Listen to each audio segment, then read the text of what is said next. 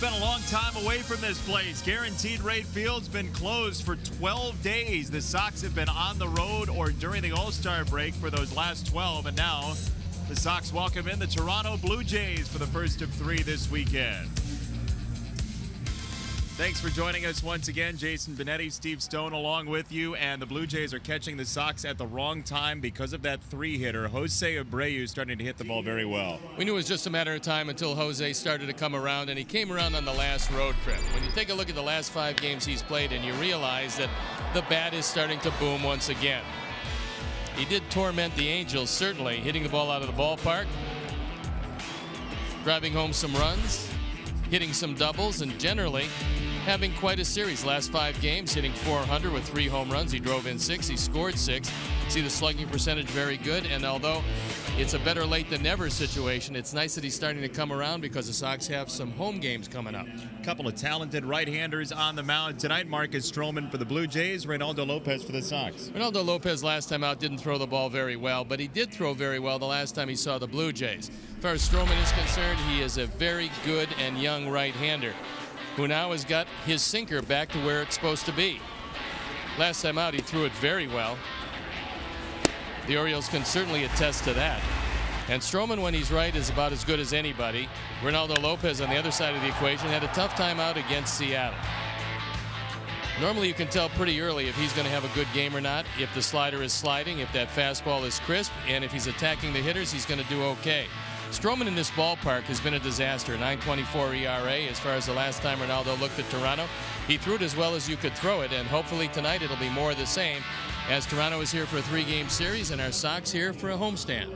It's a 6-game homestand. Toronto and Kansas City are both in town, and tonight at the ballpark, yeehaw, it's country music night. Steve's got his 10-gallon hat. Blue Jays and Sox are on the way.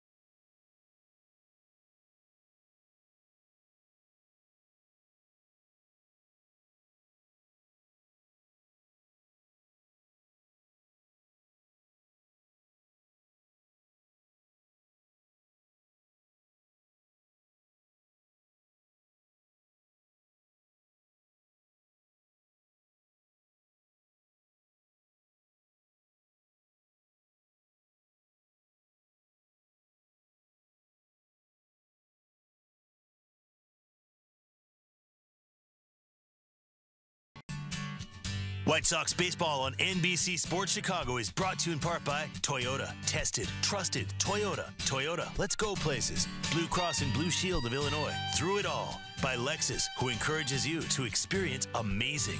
And by Miller Lite, the original light beer. Miller Lite, hold true. It is country music night at the ballpark, and that's a good look. Blue Jays and Sox, game number 1 of 3 from here at Guaranteed Rate Field. As the Sox will face this starting lineup, brought to you by the Webb Auto Group. John Gibbons writes out this card. Granderson, then Gurriel, who's swinging a very hot bat. Smoke, Morales, Solarte. Teoscar Hernandez, very powerful in the 6th spot. Russell Martin, Randall Grichuk, Devin Travis. Let's take a look at the defense.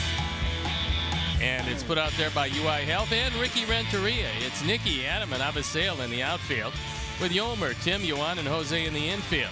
Omar Narvaez gets a nod behind the plate, and our Lexus Experience amazing starting pitcher is Ronaldo Lopez, looking for his 5th win, his ERA a touch over 4. Strikeouts per innings pitched is okay. He'll get better at that. Left-handers have not done a whole lot with him, probably because of that straight change, and he's throwing a bit more these days.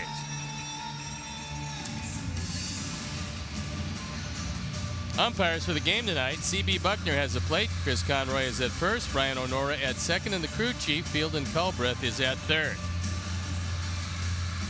John Gibbons, second go-round with the Toronto Blue Jays. And his ball club this year is in the divestment business. They are starting to make some trades. They'll probably make a few more. Well, the Sox lost 2 of 3 up in Toronto back in April, but the winning pitchers in that series for the Blue Jays, Seung-Hwan Oh and Jay Happ, have both been traded in the last couple of days. So where the wins will come from against the Sox this year is left to be determined. And I think they're just starting. There's a couple more moves that they're supposed to make, they would like to make. Depends on what the return is, but one of the guys actually is going to the mound, and that's Marcus Stroman. And one of the guys is batting right here. Chicago native Curtis Granderson, who faces Reynaldo Lopez to open the game. And ball 1 starts us off this evening. 7-11 first pitch. Guaranteed Rate Field, 76 degrees, unseasonably cool. Very nice. Granderson to right field. And a good start for the Blue Jays. It's 1-0.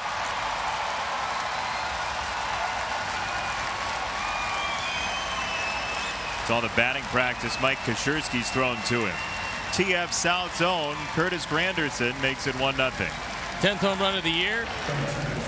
The Grandy man is now driven in 30. Our Ford home run replay.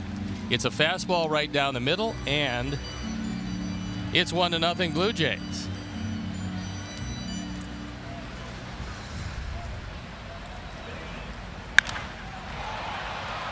Gurriel left field. That one's gone. Back-to-back pitches. It's 2-0. 6th home run of the year, 17th driven in for Gurriel. We saw his brother having a very good series against our ball club in Houston. And now the younger brother with the 2nd and back-to-back home runs. It's a fastball low and in, our Ford home run replay. And this a line drive rocket out of the park.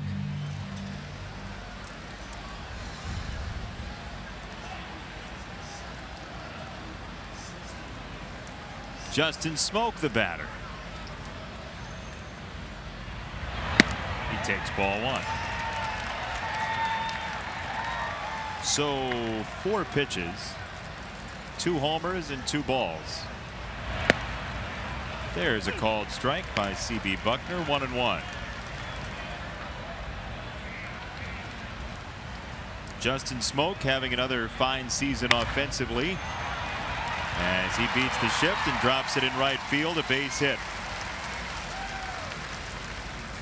Here's where Smoke has beaten right-handed pitchers this year. Down the middle, middle down, and somewhat outside, depending on location. Not a great bad ball hitter from the left-hand side, but now the Jays have a runner on with Morales coming up. Look, they had lost 3 in a row to the Twins after sweeping Baltimore, and right before that they'd lost 3 straight. So it's a very streaky team.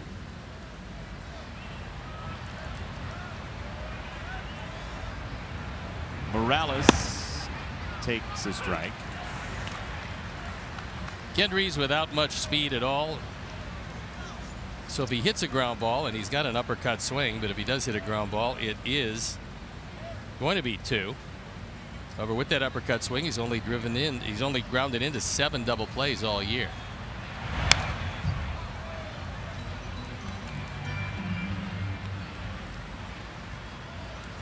Five straight games he's been on base twice.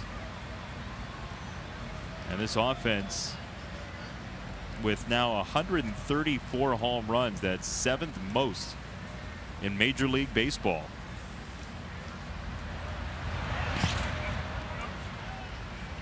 Well, for Lopez, we have typically seen that if there's traffic early, it tends to be a short game. However, this hasn't really been traffic. It's just been balls leaving the yard early on. We saw the park very lively in Anaheim yesterday, and looks like a whole lot of life here tonight. That's 16 home runs now given up by Ronaldo. That's second on the ball club. Coming into this game, his first inning ERA was his worst inning at 7.20.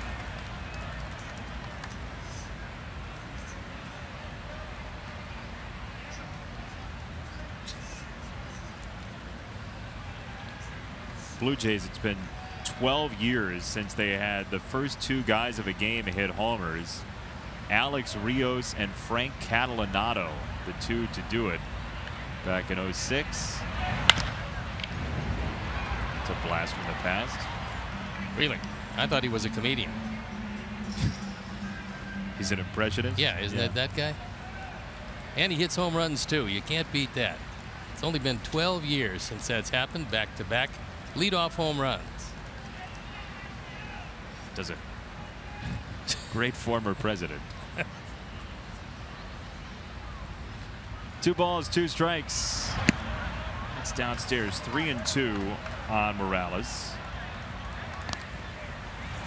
Most of this Jays lineup played against the Sox back in April. Morales was in the lineup to a 2-for-8 clip. And here is Yangervis Solarte on deck. 3 straight switch hitters for the Blue Jays.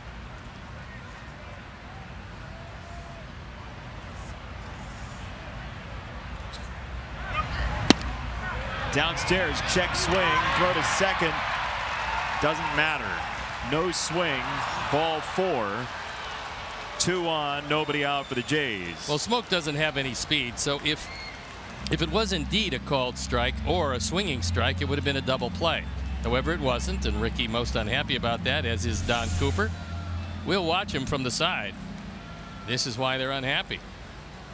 They believe that was a little too far, and then the easy out at second base, it just didn't work out that way. By the typical rule of the land, we've seen that called a swing in the past. Yes, but not this time.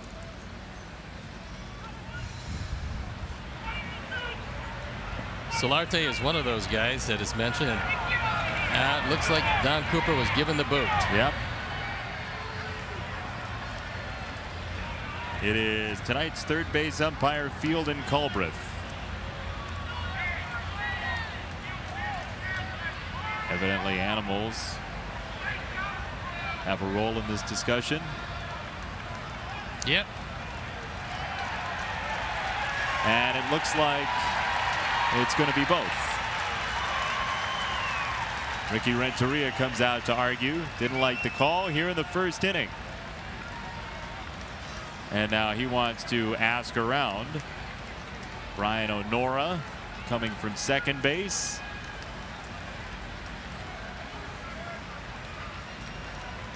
Fielden Culbreth is leaving. So is Ricky Renteria.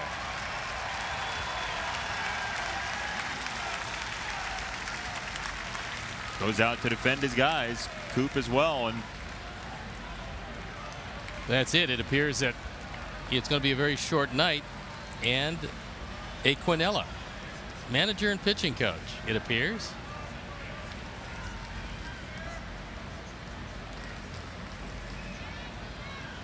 Yeah, it is a Quinella indeed.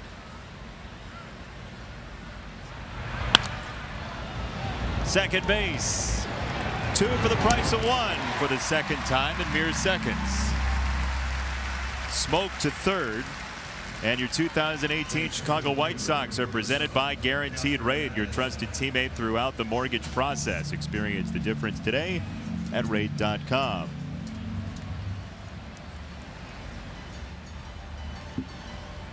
Well, this has been an eventful first inning, huh? It really has, and fortunately it was Solarte who's grounded now into 21 double plays. That is a whopping total.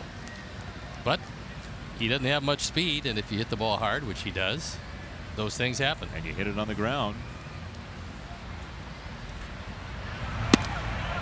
Just insert a token, double play comes out. That's it. 21 times this year. That is a lot. Now the former Astro, Teoscar Hernandez, who's had a massive power season for the Blue Jays with 15 home runs, 6 triples as well.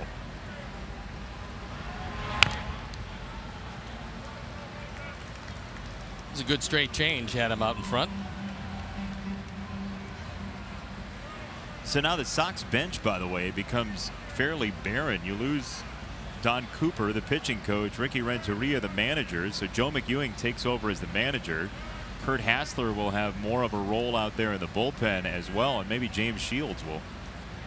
He was standing there talking to Joe. Maybe James will be involved in the conversation pitching-wise as well. New pitching coach James Shields, we've just decided. Well, you have to be versatile. Well, look, he's been such an asset to the young pitchers on this roster. It wouldn't be completely far-fetched that he would at least be a small part of the conversation. Which part would that be? The part about pitching for the remainder of the game. Not where he's going to throw. I think he's going to go with Lopez here this inning. You do? Yeah, I believe that that's probably a wise choice to this point. Careful on that limb. That one is off of Omar.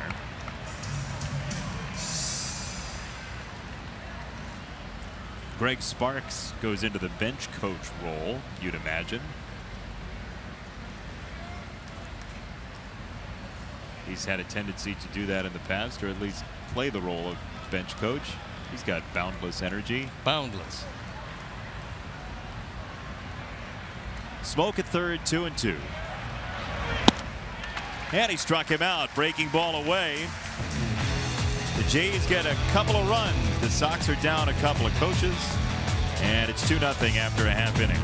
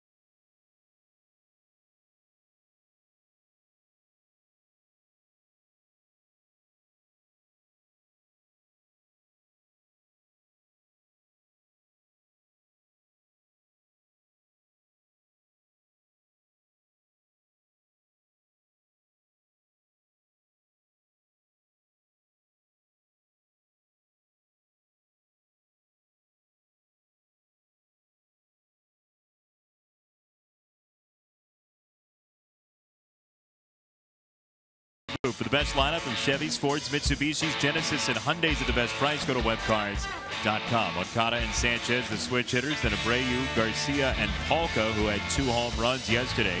Anderson, Narvaez, Delmonico, and Engel. The defense for the Jays, and this is how John Gibbons going to put them out there with Hernandez, Grichuk, and Granderson left to right. Solarte, Gurriel, Travis, and Smoke in the infield.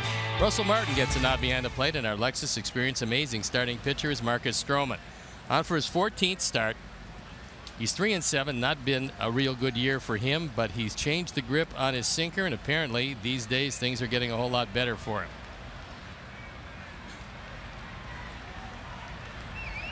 He'll face Moncada first, and that's outside for ball number 1. Well, for Stroman, there are some numbers that suggest he's having a better season than maybe he deserves ERA-wise, including his strikeout number, which is not that much of a departure from previous years. His hard hit rate is not much of a departure, but his ERA has climbed to more than 2 points above last year, but his FIP, his fielding independent pitching, which tries to take luck out of the deal, is very close to last year. So it suggests that maybe last year was kind of fortunate and this year is rather unfortunate. Well, he's been healthy the last couple of years. Last year 13-9, the year before 9-10. ERA last year a little over 3. That was good. That was in 33 starts with 2 complete games. So he's gone 2 years in a row over 200 innings. That will not be the case this year, as he's had some injuries. And this is a guy that they've talked about perhaps moving if the price is right. This now his 5th season with Toronto, a career .382 ERA. Last 6 starts have been much better for Stroman.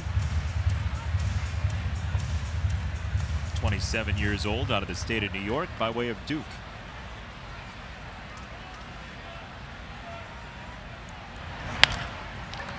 Right back to Stroman for round number 1. New bleachers and brews dates have been announced. Get 1 bleacher seat and 2 beers for just $22. You got to be 21 and over with a valid ID. Bleachers and brews presented by Budweiser. Visit whitesox.com/brews. Great home schedule the second half of the season. Look out. You don't have to duck when I say great home schedule. It's not flying at you. Apparently they were throwing out schedules. There's ball number 1 on Sanchez, who's 0 for 6 career against Stroman, but did hit the ball well at Rogers Center back in April.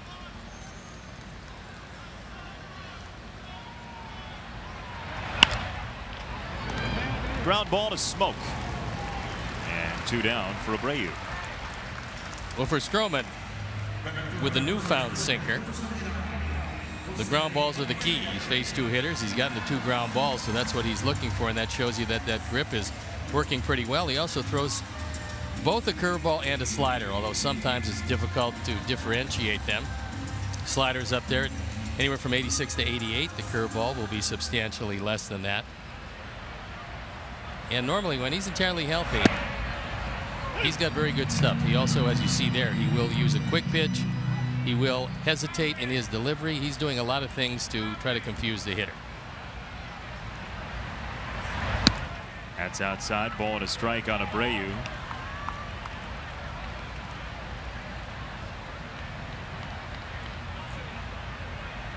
Last 5 games for Jose, as we told you in our open, have been different.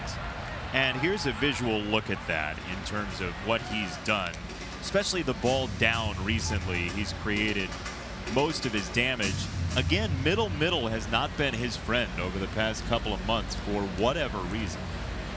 It's really somewhat surprising, but that's going to go away, especially as he gets hotter.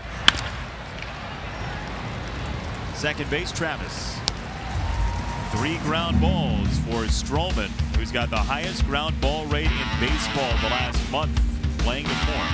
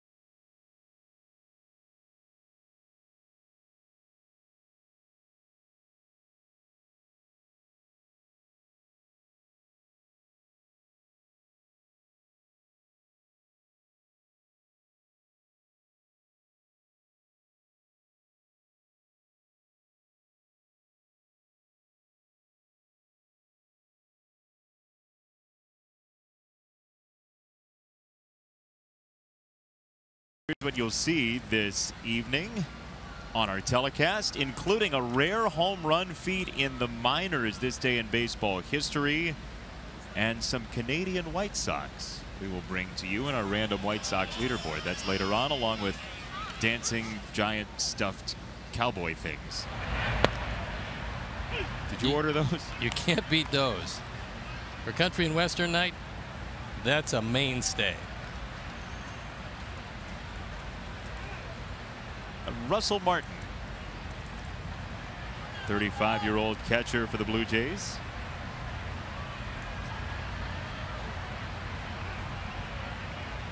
And time called. Martin needs to tighten up the gloves.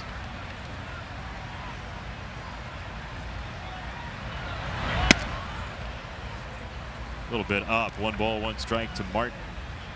This will be an interesting series because as the Blue Jays leave, we'll be just 2 days away from the trade deadline, the waiver trade deadline.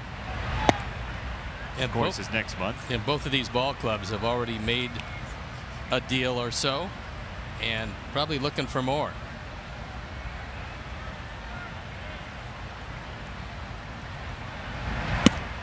Now 3 balls and a strike. You mentioned the Blue Jays already trading. Jay Happ is going to the Yankees for Brandon Drury and Billy McKinney. And you see the 4-1-8 for Jay Happ, the former Northwestern Wildcat, as Martin takes ball 4. Pretty much a necessity. If you happen to have Billy McKinney in your organization, you always trade him. That's been really the case. He's a new Francisco Liriano. Quite some time now, yeah. Moved over from Oakland. Cubs had him at one point. Now he finds his way into another deal after, well, moving to Toronto. 1 for 4 in 2 games this year with the Yankees for Billy McKinney. And here's an exhaustive list of players who he's been traded with or for in the same deal as a meeting at the mound gives us time to give you the entire list. Sure. Addison Russell, Dan Straley, Jason Hamill, Jeff Samardzija, Rashad Crawford, Gleyber Torres, Adam Warren, Aroldis Chapman, Brandon Drury, Jay Happ. Yeah, there's some talented guys that went on the other side of those trades, with Billy McKinney being one of the guys that came back the other way.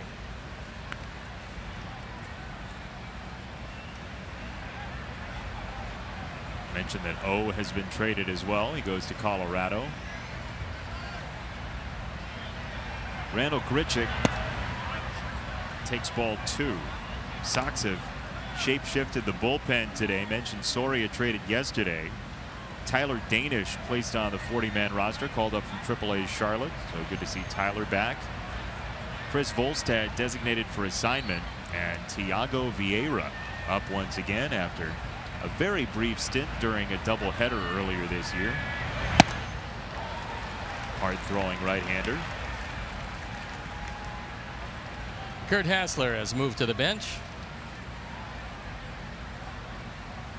with Greg Sparks to his right. Greg's got his notebook. He's got his colored pencils. He's ready to go. I mean, that man is ready to go.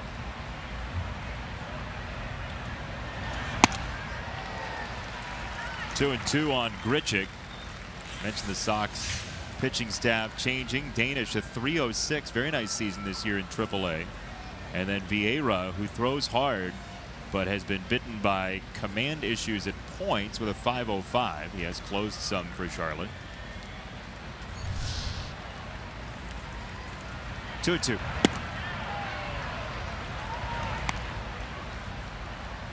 Vieira came over in a trade for international bonus pool money with the Mariners last year.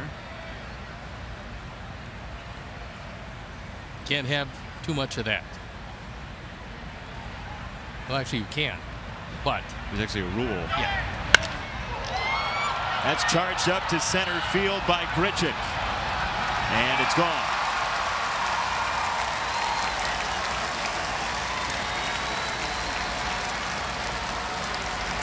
Things have not started out particularly well as Randall Grichuk hits his 14th home run, drives in his 33rd and 34th run, That's 3 homers, 4 runs total, and an ominous beginning for Ronaldo Lopez, our Ford home run replay.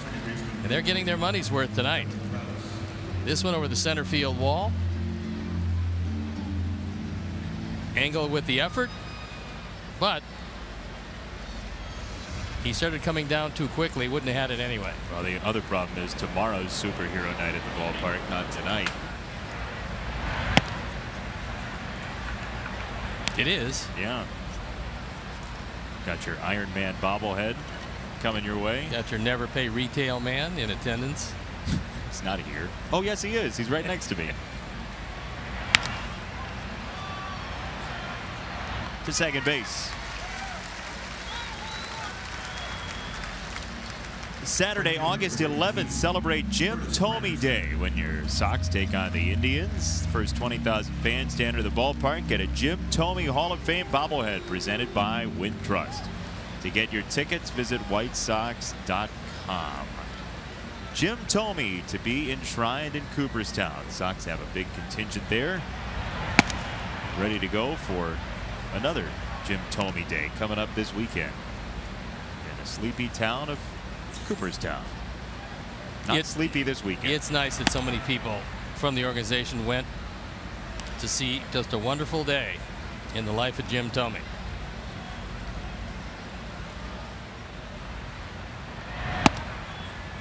As highly thought of a player that you will ever run into around Major League Baseball. Yeah. He is beloved by just about every one of his teammates. Third walk for Lopez, and Gurriel will bat.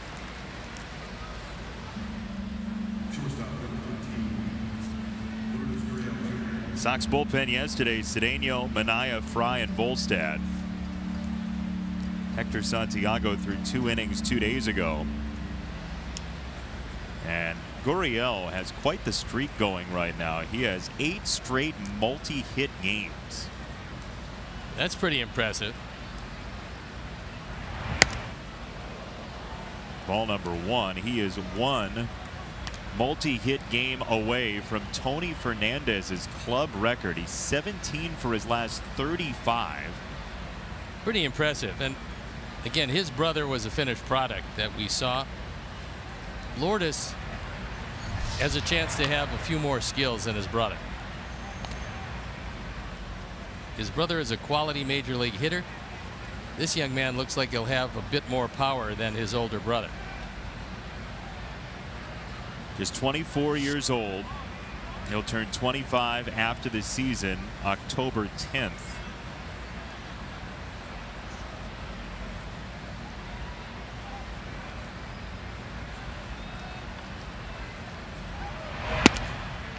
This Blue Jays team is not short on middle infield prospects.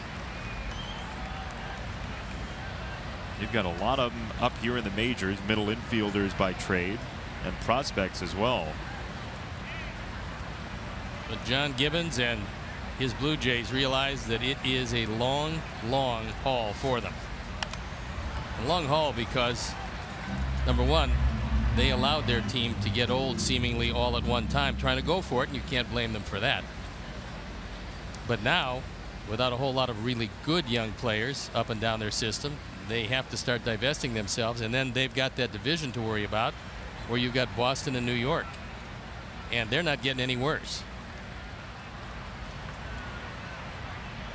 Well, 5 of their top 9 prospects by MLB Pipeline are infielders.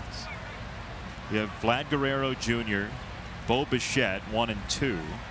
Kevin Smith, who's 6th, is a left side infielder. And then Craig Biggio's kid, Cavan, is 9th. And he's not an outfielder, that's for sure. No kid of Craig Biggio is going to play the outfield. Craig actually played center field and played it pretty well. He did. Got his gold glove behind the plate and at second base.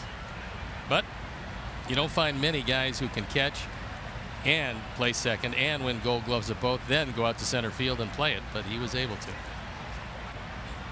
Really underappreciated player, I think. Yeah, really good player. That's strike 3. Gurriel didn't like it. And punch out number 2 for Lopez. We'll take another look. And this one, good enough for CB. He rings him up. A slider? High changeup. Not a good one, but it was effective. Ronaldo's getting under most of his pitches tonight, which is one of the reasons why they're getting hit as hard as they are.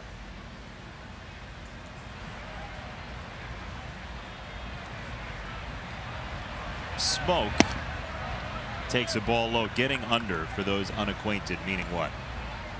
You can use a low 3/4 delivery, but you have to keep your fingers on top of the ball. When your fingers get to the side of the ball and you're not throwing straight over the top, you're going to get under the ball. Consequently, it's going to stay up.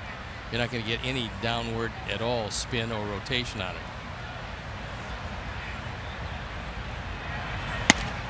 So you'll see a lot of pitches up tonight for Ronaldo, and mainly what you'll see is the inability to stay on top of the changeup, which means all the changeups are high. When that happens, it's really a bad habit to get into. It's not a habit that he uses a whole lot, but that's what he's into this evening at this point.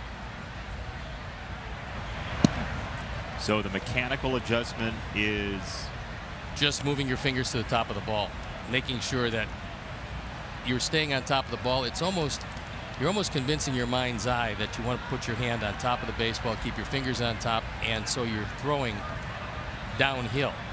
It's especially important on the changeup to pull down on the changeup to get some depth on it. There's a strike at 92, 3-1 on Smoke.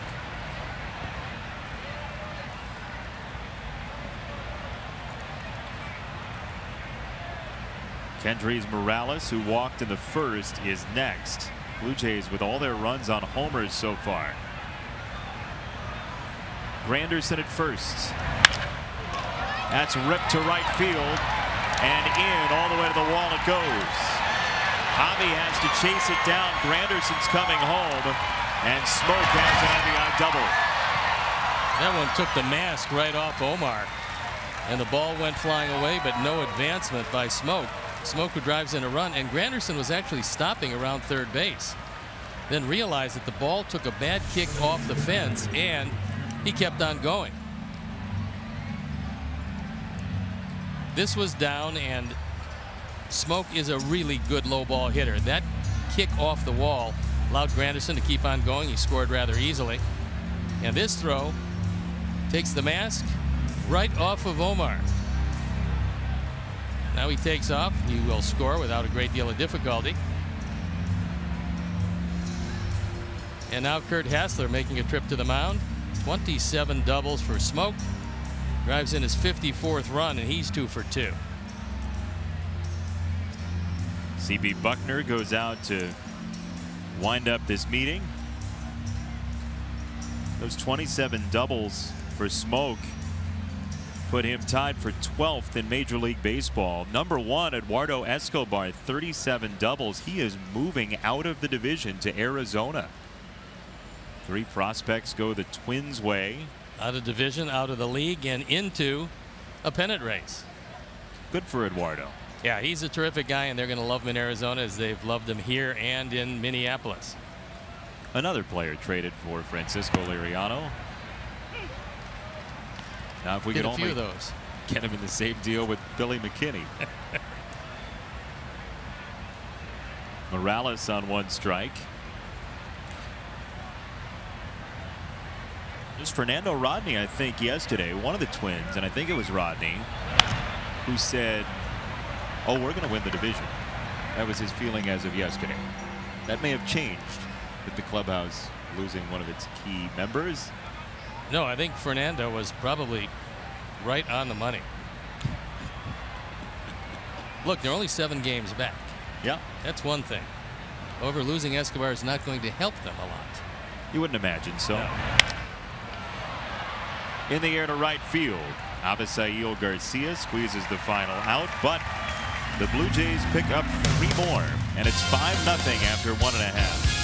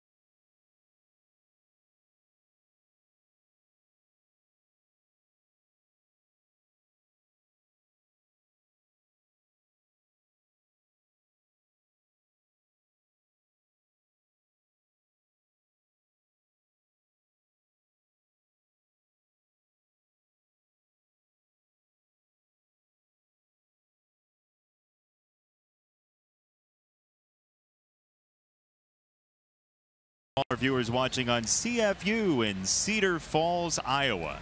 Cedar Falls is the home of Don Dankinger, who is well known in the Midwest, loved in some circles. He is that, and we can even flash back.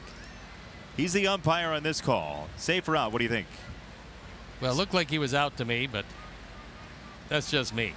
Still out, according to the video. However, c'est la vie. No replay, except for that one. They love him in Kansas City. Yeah. Whitey Herzog wasn't that big of a fan, as you may recall. Ball and a strike on Avi. 3 ground ball outs from Stroman in the first inning. Since June the 23rd, 68% ground balls for Stroman, which is #1 in Major League Baseball, 7% more than any pitcher. And yet he took that and improved on the sinker by changing his grip, so it's even more effective now. He had lost it for a while, seems to have gotten it back these days, and if the first inning is any illustration, did a pretty good job of rediscovering it. 3 outs, 3 ground balls. Well, the at-bat in this inning that'll be really interesting is the third one, with Tim Anderson facing Stroman. They've had some words in the past. Avi, the first base runner tonight for the Sox. It's a leadoff single here in the second.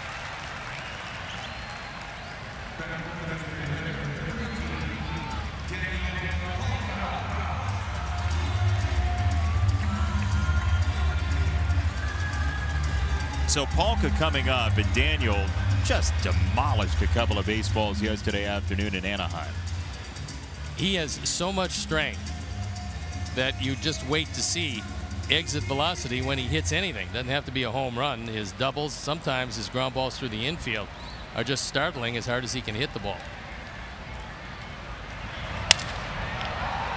This one a flare, third base side. Solarte can't make the play. Who needs to hit it hard when you can just flip it over the infield?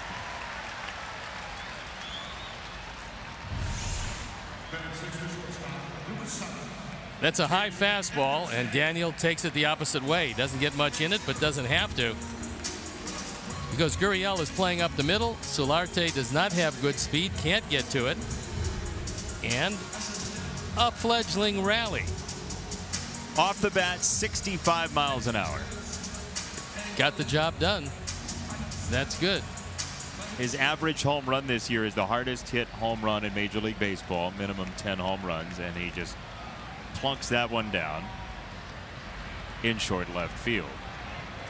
Now Anderson. Hard hit second base. Travis Gurriel smoked 4 to 6 to 3. Garcia to third, 2 down. There was zero chance of that not being a double play once the one-hop rocket was corralled by Travis. Then it got easy as Gurriel came up the middle, and quickly 2 outs. Again, if you throw ground balls, even if you get yourself in trouble, you're 1 pitch away from getting yourself mostly out of trouble, but the hottest of the Sox hitters standing in his way. Omar Narvaez, whose average is up to 286, his OPS is at 764.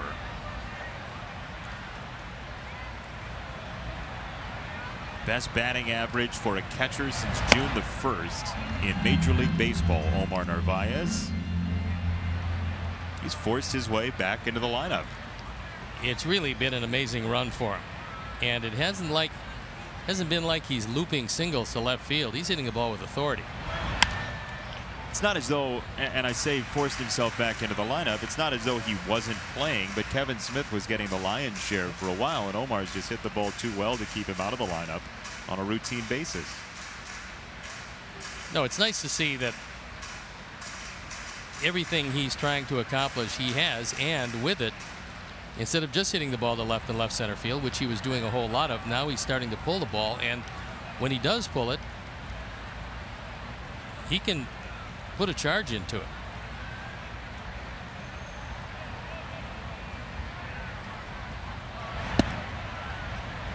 Soft catch by Russell Martin. He said that in the offseason his goal was to become more of a gap-to-gap hitter and look for power in the alleyways, and that has translated for the Sox in recent months. He's been that kind of hitter.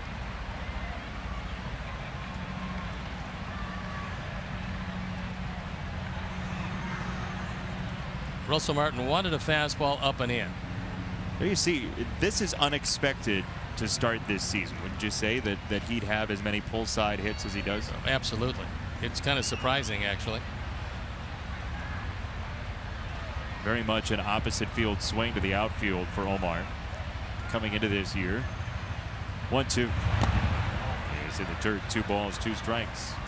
Good stop by Russell Martin.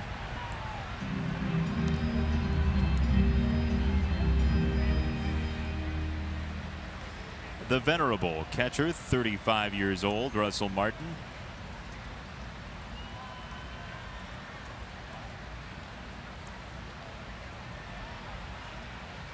Born in Ontario.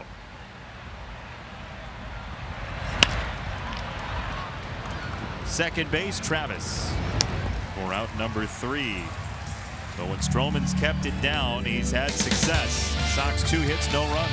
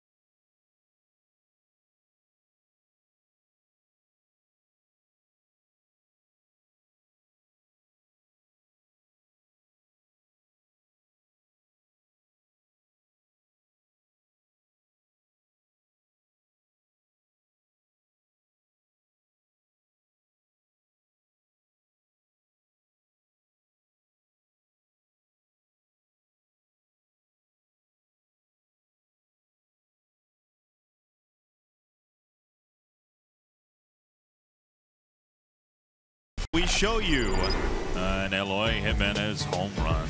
Another one. His 6th of the year in AAA in 22 games, 6 doubles. OPS is 1044 right now. That was an assault on Scranton Wilkes-Barre. And now Luis Basabe with AA Birmingham. A 14-game hit streak, that home run. He drove in 2 last night for the Barons, and Basabe, going to the Futures game, turned around a 102-mile-an-hour fastball for a home run, and he has just vaulted himself from there. That one wasn't a cheapie. He hit that a long way. Future Sox outfielders, certainly, we would imagine. Basabe and Jimenez. And Lopez has just not had his control tonight. No, getting behind on seemingly every one of the hitters and paying the price for it. 3 home runs so far. Don Cooper, Ricky Renteria ejected in this game, both arguing what they perceive to be a swinging strike 3 on Kendrys Morales. Would have been a strike him out, throw him out double play. Instead it was a walk, and both ejected as this ball goes past Abreu down the first base line. It is going to be E3.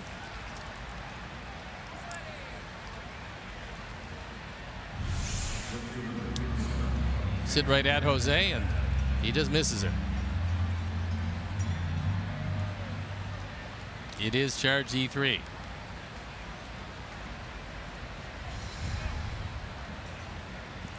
Solarte on, Hernandez the batter.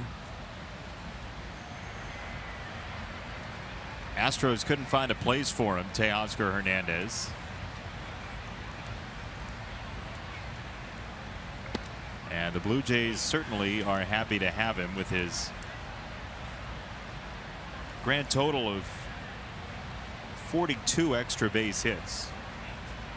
Well, you can tell there's a logjam in that Astro outfield. They did just bring up Tucker, but he was their #1 prospect. It's only about 45 plate appearances into his Astros career. Kyle Tucker. Now the question is for Lopez, exactly how much syrup can he sap out of the tree tonight? Well, hopefully he can go deep into this game. We'll have to see if he gets his command back. When you know you don't have your normal stuff, how many outs can you eat up is the question. Well, you can eat up a lot if you get your rhythm going, and to do that you really have to move it along a bit.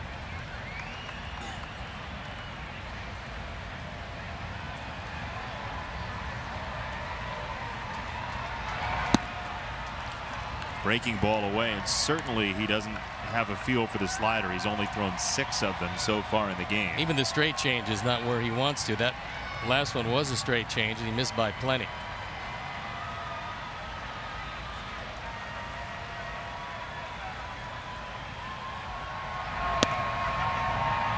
Fastball to the corner, 2-2.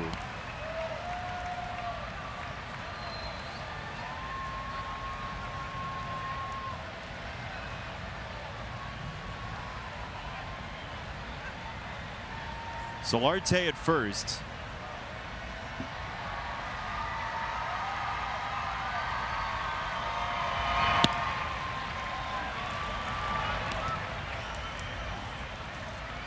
Oh, he's had to rely so heavily on the fastball with the secondary pitches not having the location he wants. 6 of the 9 balls in play have been on his fastball.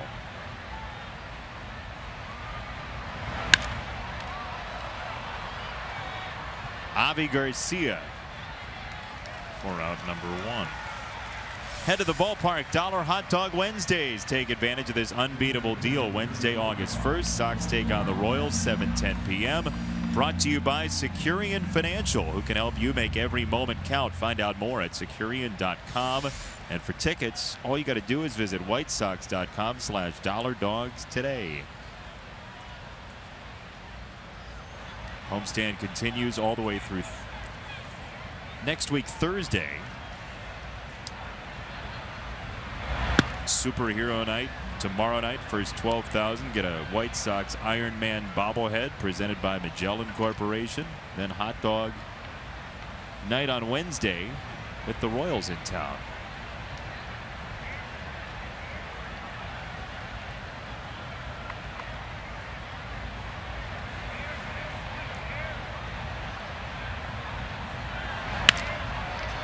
To right field on a line. Avi's there, and no chance at a double play. Solarte back. Well, if the Blue Jays are going to swing, Lopez is going to have a chance to go deeper into this game. Well, they will swing if he starts to get ahead.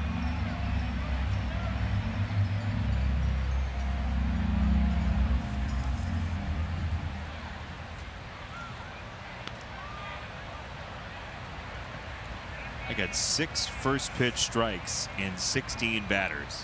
That usually is not indicative of a very good performance. It's an unofficial number, but that's what I've got in my scorebook. Randall Grichuk, who homered back in the 2nd inning, now has 8 extra base hits his last 8 games.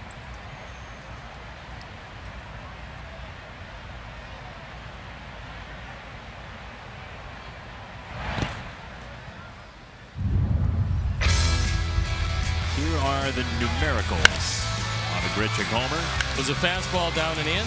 Exit velocity 105.2. Pretty much a line drive at 25-degree launch angle.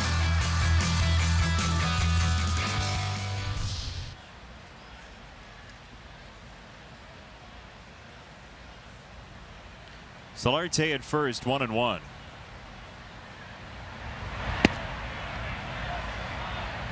Was better than the one called a strike.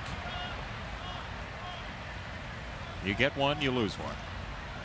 Well, occasionally, strike zone is not all that consistent. Could be one of those evenings.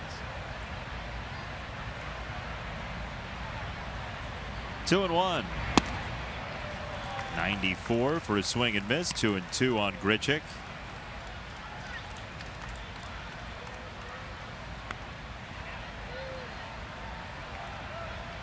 Some popcorn for you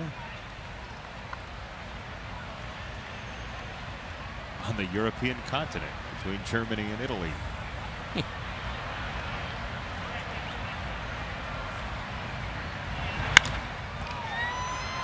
Line to left field. And Nicky Delmonico for out number 3. Solarte stranded. 5-0 Jays.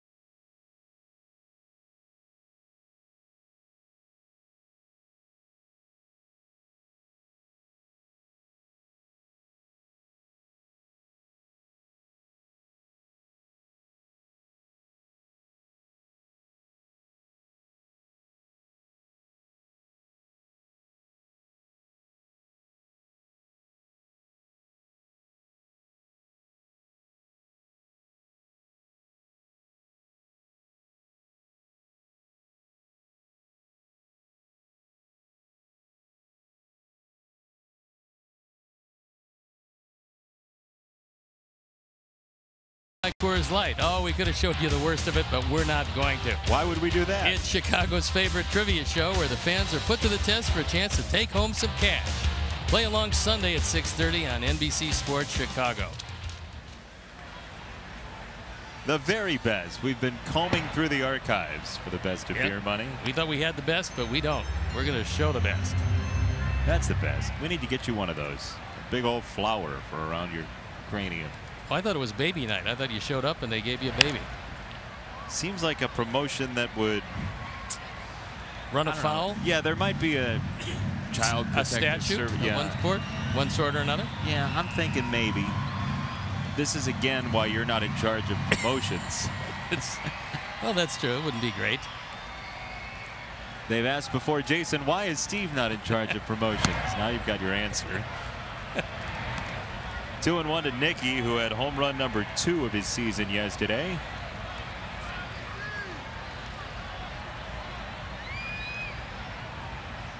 Dad, a longtime college baseball coach.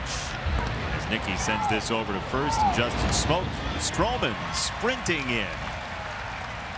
in time for football training camps to open to make the play. Mark is a pretty good athlete, and so he just, on a full-out sprint, won that race by plenty. Nice play by Smoke.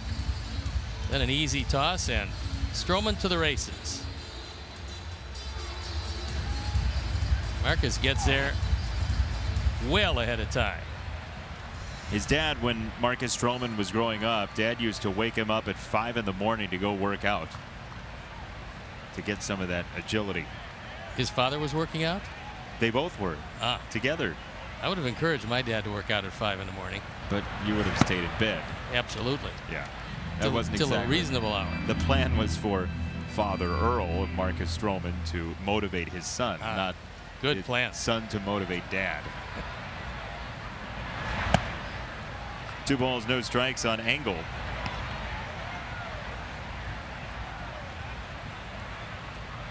Well, now most likely he'll get his fastball. We'll look in at Russell Martin. There it is. And he missed with it. He quick pitched him and still missed with it.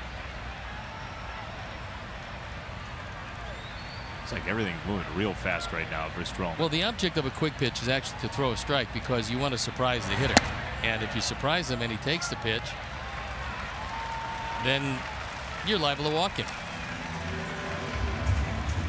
And that's what happened on 4 straight. A beautiful, fiery sunset. That's what it is. Gorgeous tonight.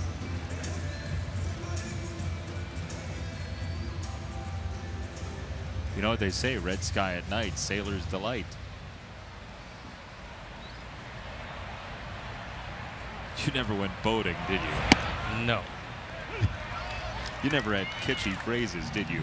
We had 0 phrases. Didn't have enough money for phrases? No, we couldn't afford phrases. We were about ready to get to that point, but that didn't work out. Went and got a new pair of shoes instead, huh? Got to make choices in life. Moncada takes a little bit high. 1 ball, 1 strike to Yoan.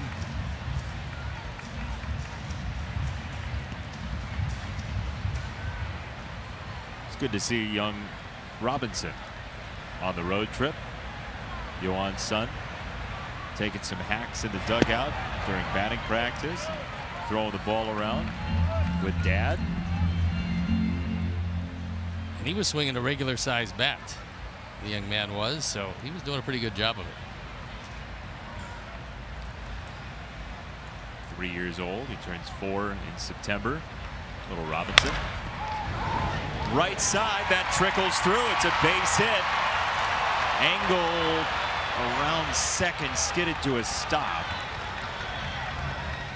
Well, if you're going to test anybody's arm in this league, Granderson would be the guy you want to test because he doesn't throw real well. This ball trickles through the right side.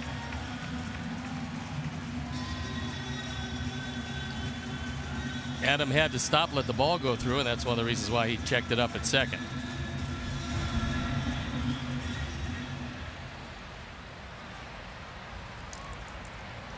Well, you've got a ground ball pitcher and a ground ball hitter together. Sanchez, Stroman. First and second, 1 out. Yolmer takes ball 1.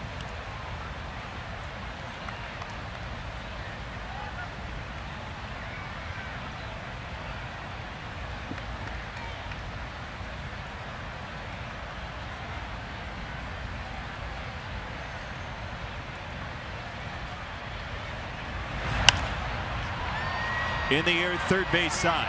Solarte near the tarp. Thought about climbing the tarp, and then it bounces behind the tarp. And the sun sets on that opportunity for an out. Bye-bye, sun.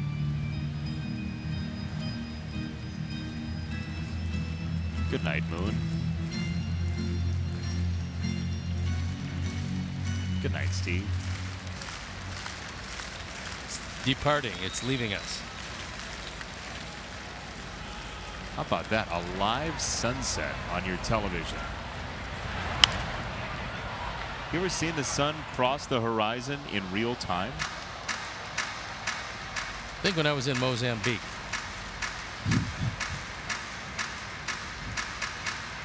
Tough road trip in AA. Ooh, it was, yeah. They say life in the minors isn't the same. 1-2 on Sanchez.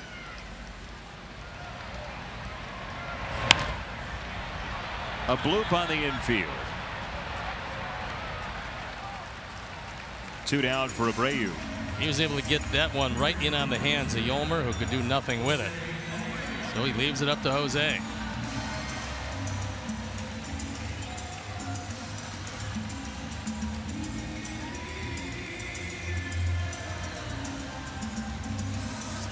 Abreu 5 for 17 career against Stroman.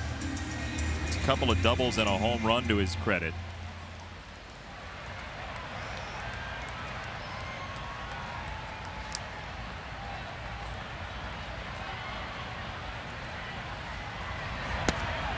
That breaks inside, ball 1. Okay, time for our AARP take on today with very real possibilities. And there it is. 29 games, lifetime against these Blue Jays. Jose at .331. 5 and 24 on the power numbers.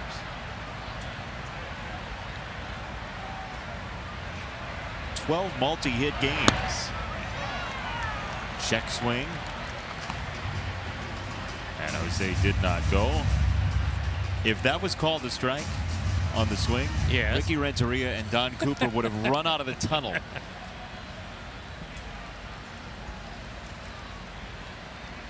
Yeah, I could see that.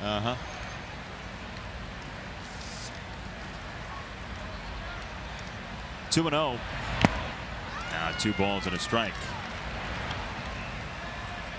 That was one of those sinkers that was a really good one. That probably had as much movement as any pitch he's thrown tonight.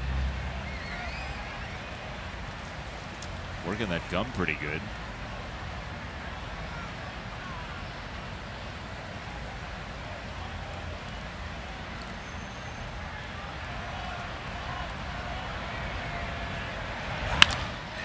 Abreu into center field. This will crack the shutout. Engel scores, and Jose squares up another. It's 5-1. That'll be at number 59 for Jose. He got a fastball to his liking, and this one didn't really sink. Took it into left center field, and that walk to Engel comes back to bite Stroman. And again, Jose's just locked in. He's hitting just about everything exactly where it's pitched and with authority. So can we just say then that next time somebody wants to say, well, what's going on with Jose Abreu?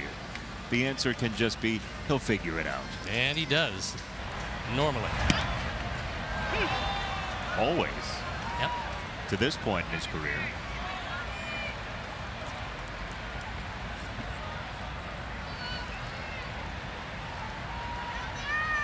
Avi singled to center in the 2nd inning.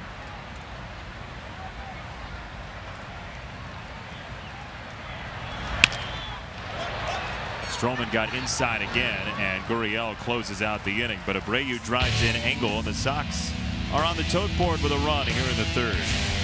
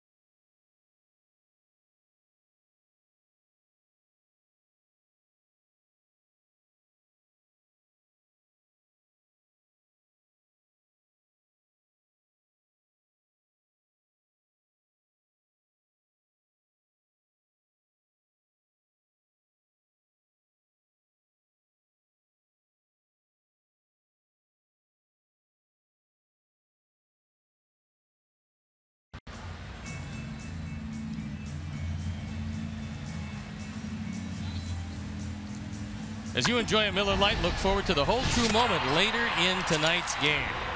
Thanks for joining us tonight. Jason Benetti, Steve Stone along with you. The prize shelf is back. Yes. And Steve's we've had got a this statue. one. We've had this one for a while. It's a Paul Konerko statue. Yeah. Something that you probably can't live without. And if you can't, it's on the prize shelf. So if you're fast enough, quick enough, and seemingly smart enough, assuming that Jason's puzzle is challenging this evening, then you can win this. Well, this being the Mark Burley Bowl, between his two franchises he spent the most time with, of course, the Sox, his core franchise, but then he strayed away for a couple of years. Yes. I want to do a little research into Mark Burley with Sox math coming up, just saying. Is that a foreshadowing? It is. May even be five shadowing. Other things you can win. We have an authentic fanny pack, Sox baseball, a Sox rally cap, a White Sox drinking vessel, White Sox headphones, and a guaranteed rally cap. Guaranteed rally cap. You will rally if you wear it. Abreu for round number one. Trade season here in Major League Baseball. One player who has gone to Toronto and at least one other place is Mark Burley. Number of games Sox won in Toronto in April, divided by teams other than the Sox and Jays he pitched for, plus the round he was picked in, minus the number of shutouts he threw in his Sox career. That's your question for this evening, as Reynaldo Lopez sends in a strike. Burley trivia in Sox math tonight.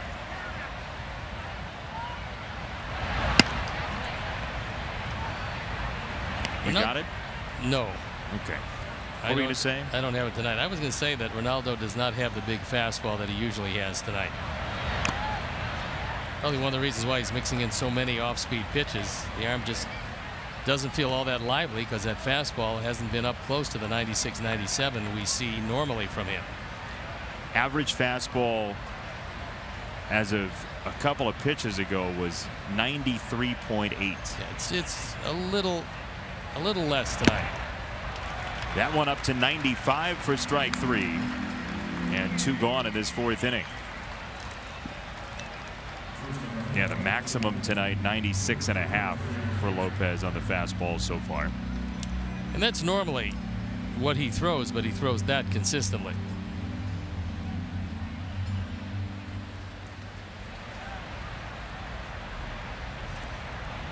Gurriel lines this ball to left field. Delmonico, and Gurriel has homered again. It's 9 straight multi-hit games for him, tying a Jays record, and Toronto adds another. That was an off-speed pitch, and he got it upstairs. And Lourdes Gurriel didn't hit it far, 367 feet, but it was far enough. First career multi-homer game. It is a very lively park. Our Ford home run replay looked like an off-speed slider. Stayed right up in his eyes, and he took it out of the ballpark.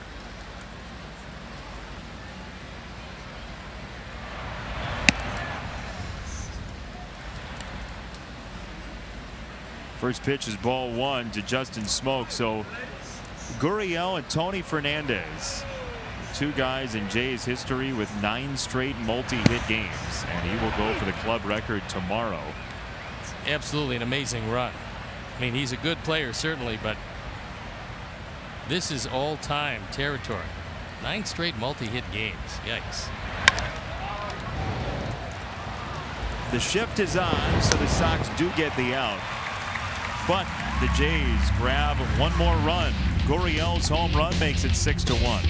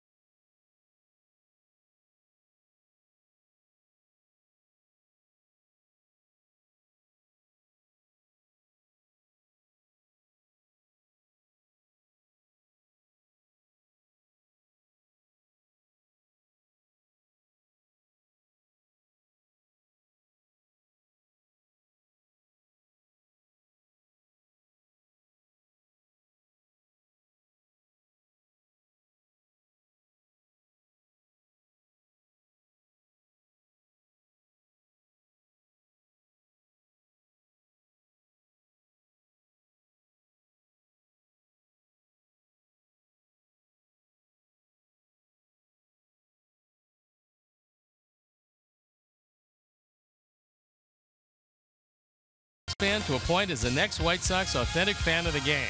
Someone who's with the team through thick and thin, never misses a game. So, if you have what it takes, enter the NBCSportsChicago.com/White Sox AF. You can be the next authentic fan. Polka to left field. Hernandez in foul territory and no more room. You know, in the era where you can go online and order just about anything you want, it's right at your fingertips.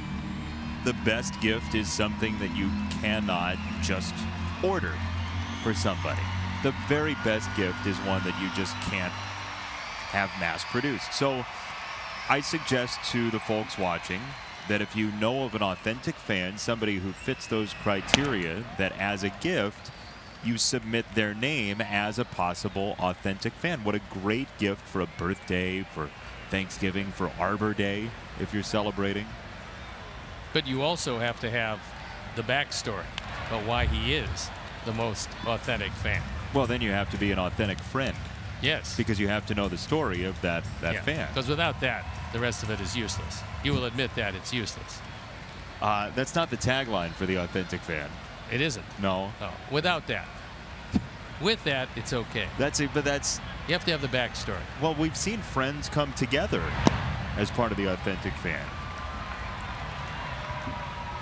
Baseball friends. We all have baseball friends, right? You watch the game, you text them, send them a card in the mail.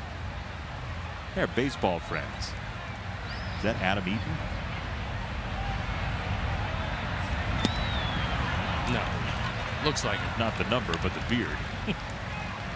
One down here in the fourth.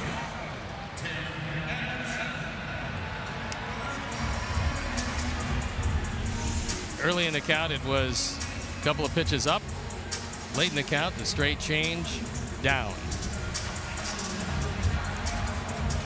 That is strikeout number 1 for Stroman. One punch out, one walk. And now Tim Anderson, who hit the ball well, but into a double play last time. And he and Stroman got into it last season here at Guaranteed Rate Field. Tim was trying to foul up Stroman's timing, stepped out of the box. Stroman was messing with Tim's timing a little bit, as he just did slightly there. And here it is from last season. Anderson strikes out on the slider after some of the shenanigans, and then some words exchanged. Stroman said something, Tim responded, Stroman responded in kind, and then the bench is cleared here at Guaranteed Rate Field. It was Tyler Saladino, one of the first men there, to cool down the festivities.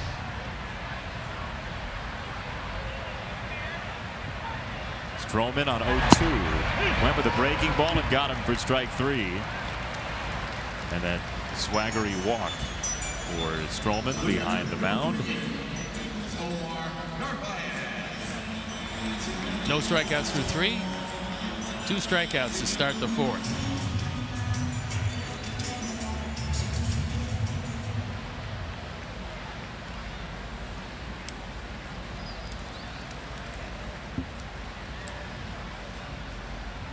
Narvaez, who grounded out to second in the second inning.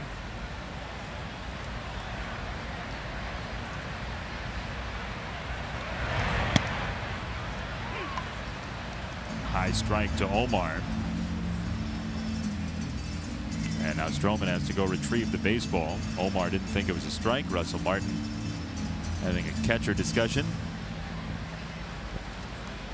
Catcher's only meeting. Yeah, you talk about getting hit with foul balls and things like that. I'm going to stay away from that expo. That's not a good conversation to be in.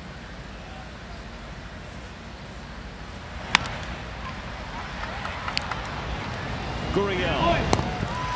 Smooth play and a 1-2-3 inning for Marcus Stroman. We'll go to the 5th with the Jays in the lead.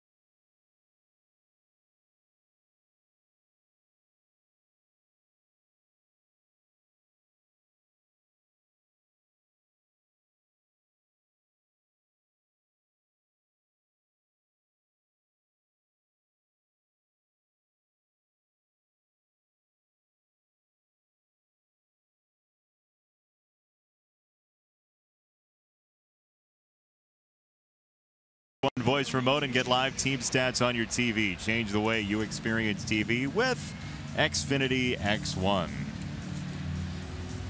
Blue Jays dating back to 1977, and the sun is gone, replaced by its stunt double, the moon.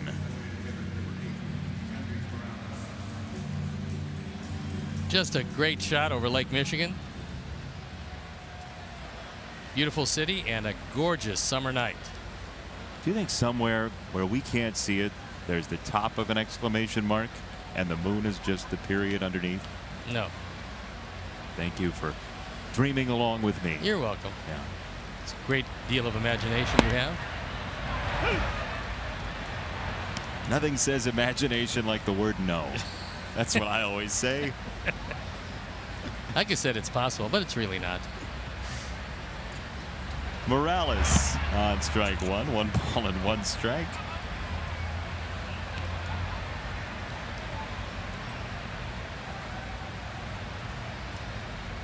Alongside former Cy Young winner and always a treated party, Steve Stone, I'm Jason Benetti.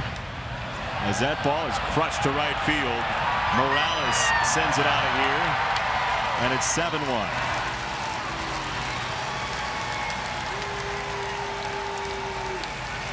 Ball just keeps flying. That's a 12th home run for Kendrys Morales. He's now driven in 34.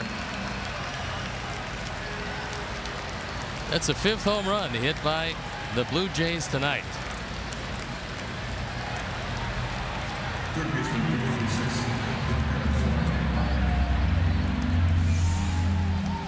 Our 4th home run replay, it's a changeup, and for some reason these boys can see it coming.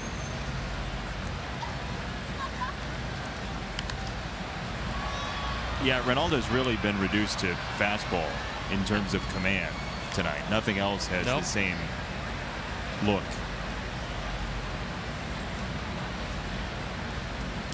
One strike on Solarte, who's 0 for 2. Abreu at first with the pick, and he takes it himself for round number 1. Here's your Sox Math answer for tonight. Burley Sox Math. 1 game in Toronto in the win column, divided by 1 other team. That was the Marlins. Plus round 38, so that's 38 plus 1, 39 minus 8 Sox shutouts. 31 is your answer. P Blaze 24. Your Victor first-time winner. P Blaze 24. Congratulations. As Hernandez takes a curveball for a strike. That has not shown its face very much tonight, the curveball. Hasn't used too many.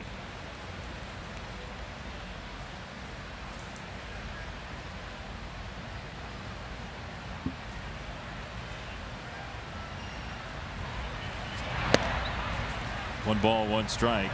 Here's a young man in Reynaldo Lopez. 24 years old, out of the Dominican Republic. Former Washington National prospect, came over in the deal for Adam Eaton. His grandfather wanted him so badly to be able to play baseball that in order to get some gear for Lopez, a used glove, some cleats, and a bat when he was very young starting to play baseball, his grandfather took a couple of cows that he owned and sold them for the baseball equipment.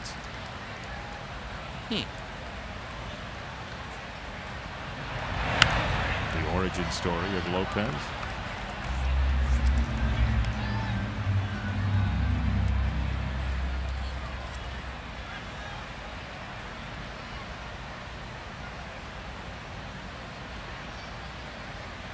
June 2016, the Blue Jays were in town. You remember it well? Just say yes. I'll tell you what happened. Absolutely. Yeah. So there were 8 homers in one game. It was a day game. The ball was just flying out of here. Sox hit 7 home runs and somehow lost 10-8. So maybe, just maybe, there's a comeback in store. Maybe there is vengeance. There's a long way to go in this one, certainly. Stroman had better start to get the ball up, however, right now. Boys have not had real good looks at him. 3-2 on Teoscar Hernandez. That's outside ball 4. 4th walk for the Jays. Elvis Night, Friday, August 17th, right here at Guaranteed Rate Field. Join us in remembering the king of rock and roll as the Sox take on the Royals, 7:10 p.m. And stay for the post-game fireworks show. Visit WhiteSox.com to get your tickets today. Joe McEwing on his way to the mound. And Reynaldo will be leaving this game, it seems. Well, he took the ball from him. He wanted him to stay on the mound until Joe was ready, which is common courtesy. And we've got a new pitcher coming in the ball game. A disappointing night for Reynaldo Lopez. Gave up 5 long balls, and so as he walks out, so will we. And we'll be back.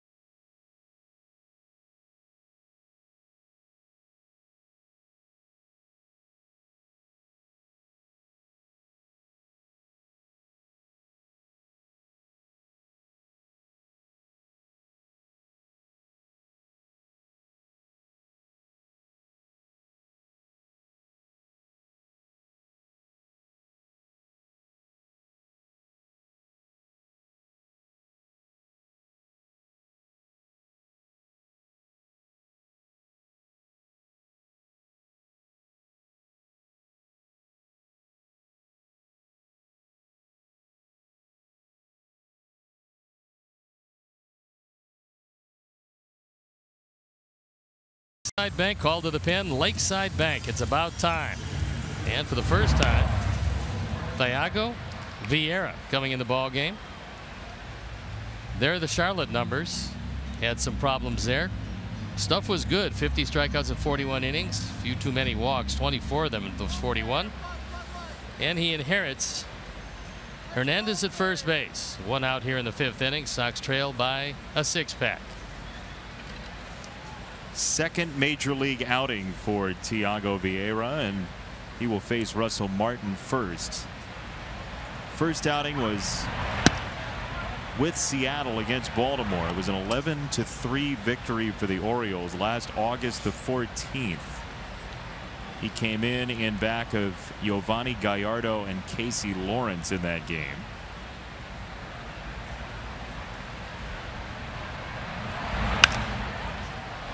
Yeah, the walks per 9, you mentioned the walk number being higher than he'd like. His walks per 9 are higher this year than they have been since he was in A-ball.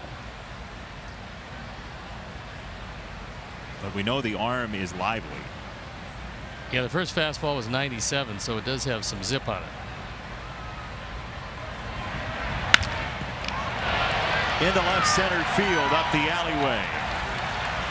This ball is member FDIC. Hernandez comes home.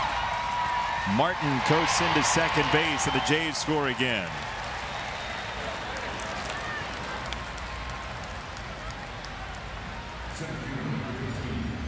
It's going to be RBI number 19 for Russell Martin as he gets a hold of a fastball right down the middle and takes it up the alley, rolling all the way to the wall. Hernandez on with a walk, scores. That walk charged to Lopez. So you can close the book on him. 4 1/3, 8 runs on 7 hits. With 4 walks, it's just not a good night for the young fellow.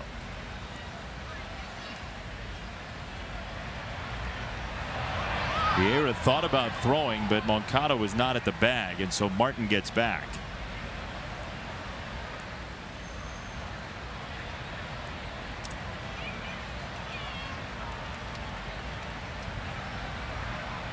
The Brazilian-born right-hander Vieira takes That fastball a little bit downstairs with his right arm. He's part of the Yolmer Sanchez Spectacles Club. Nice.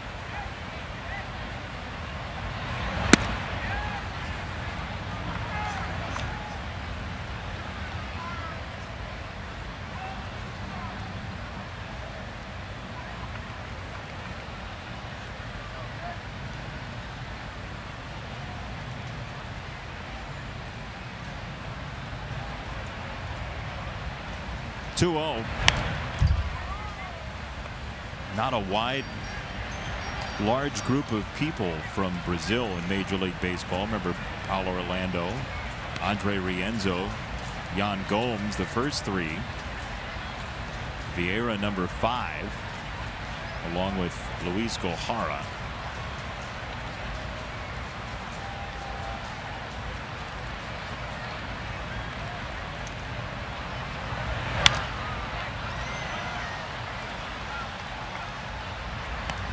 Two and two.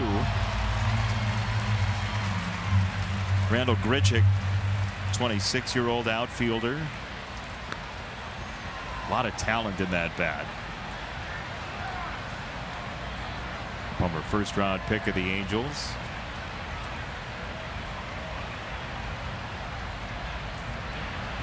Two. It hits him.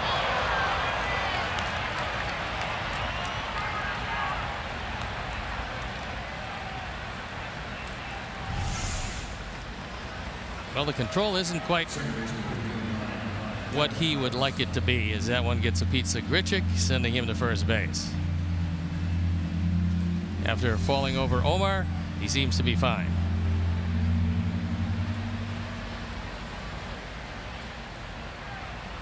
Two on, nobody out for Travis. 2 on, 1 out, I should say, for Travis here in the 5th. Solarte the ground ball earlier in the inning.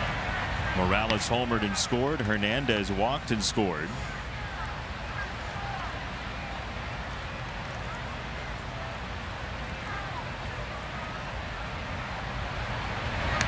That hits Travis. Back-to-back plunkings for the Jays at the bottom of the order to load the bases for Granderson. And Kurt Hasler goes to the phone. And we'll take another look at this as it catches the forearm of Travis. So that couldn't feel too good. But it loads him up.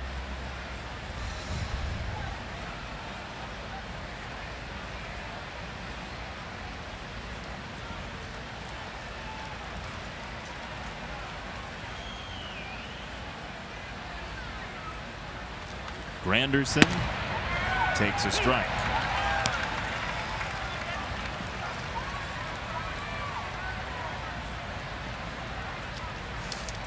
Crew with the bases loaded for Granderson. He's been awfully good. 9 grand slams in excess of 340 BA.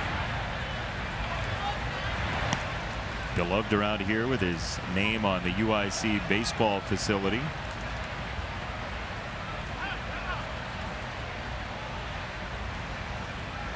Yeah, this season, anytime, bases loaded, he's been your guy. You're not kidding. Those are stout numbers.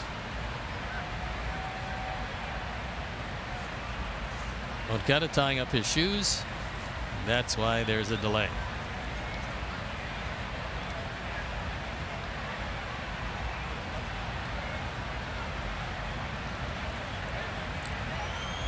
Loop, swoop, and pull.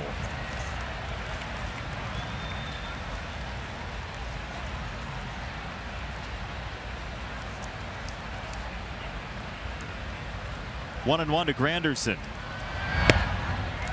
97 right through it. 1-2.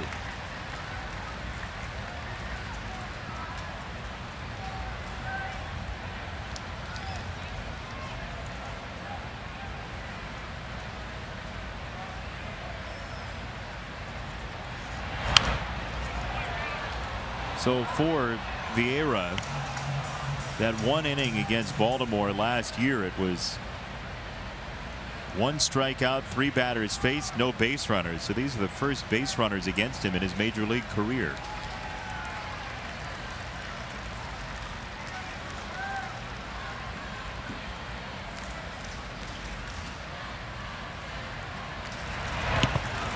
in the dirt, and it hit the plate umpire. So they're going to say the ball is dead. C.B. Buckner is going to say it's dead, and there's no way. It's not a dead ball. C.B. is wrong. He put his hands in the air. It just hit him. The Sox were going to have an out over at third base. Martin was coming home. He was caught in between. Omar found the ball. Joe McEwing says, "What are you doing?" Unless it went in the pouch and came out. Unless it went in the ball pouch and came out for where he keeps the baseballs. It looked to me like it landed right at Omar's feet. Now, right now, CB had the ball. Yep. But the ball then trickles away. CB is saying called a dead ball because he had the ball. Now he let it go, but he called timeout as he let the ball go. That's a real interesting scenario. Yeah, he did grip the ball there. Yep. He had it involuntarily. He had stopped the progress of the ball. So they're going to talk it over, but there's no way this is going to end up getting reversed. It was not C.B. Buckner's fault in that circumstance. No, it's just involuntary. Right. It's a very rare occurrence that the umpire would actually have the baseball in his hand, but that is what happened.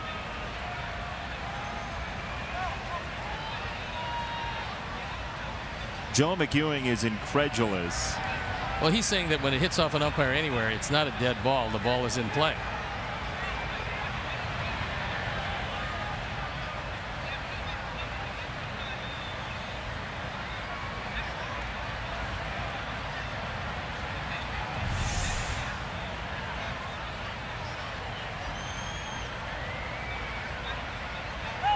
Right there you see CB. He's got control of the baseball right now. That's why when he drops it, he throws up his hands immediately.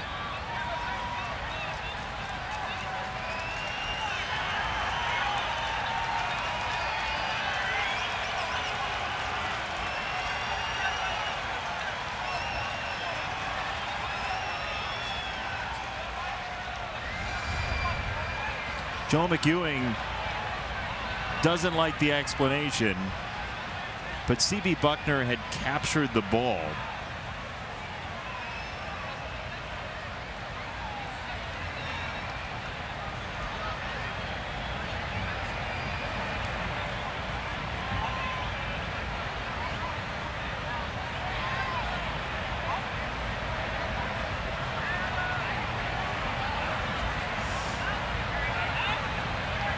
So Rule 506, a pitched ball lodges in the umpire's or catcher's mask or paraphernalia and remains out of play. That doesn't apply here. So C.B. Buckner doesn't give Joe McEwing what he wants.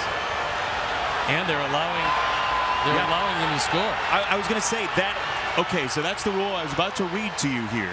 A pitched ball lodges in the umpire's or catcher's mask or paraphernalia and remains out of play. Runners shall advance one base. It's 506C7. However, this was not mask or paraphernalia. No. This is the umpire's hands. So that rule should not apply unless it's a different rule within the book. But the rule about the dead ball, there's no way that should be a run. That's not in the spirit of the rule. If this indeed is the rule, 506C7, it wasn't in his mask or paraphernalia. It was in his arms. That's different.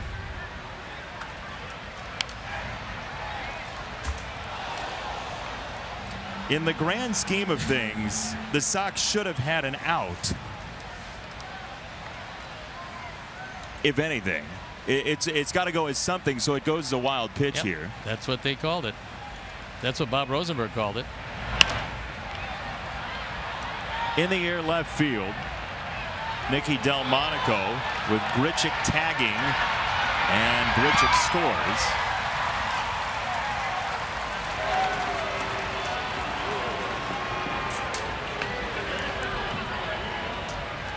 There's a difference between the letter of the rule and the spirit of the rule. And in that case, with a runner bearing down and the ball clanging off the umpire, C.B. Buckner held the ball for long enough that gave the runner the opportunity to even come close to home, to grant the run on that, even if it were the letter of the law, which is not, because it says nothing about the umpire taking control of the ball. This is mask or paraphernalia. That shouldn't have been that call. We'll check with our rules expert. Yeah, it seems to me that that ball should have still been in play, but Buckner said no and then awarded a run. Pop up, back of home.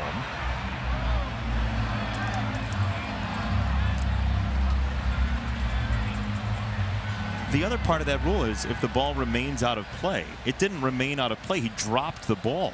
So,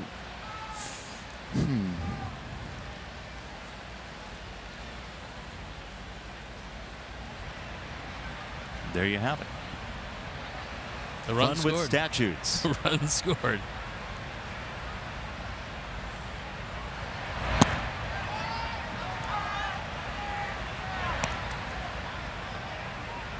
Joe McEwing got thrown out in that argument. Does the Speaker of the House take over? That's probably it. I think so. Yeah. Ricky Renteria, Don Cooper already ejected.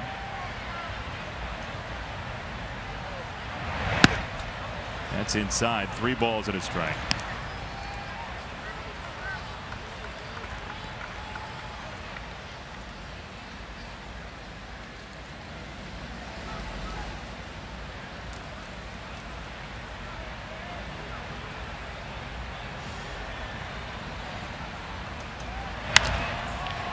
High into the night sky. Yoan makes the catch for out number 3. C.B. Buckner with a beautiful grab, and the Blue Jays get a run.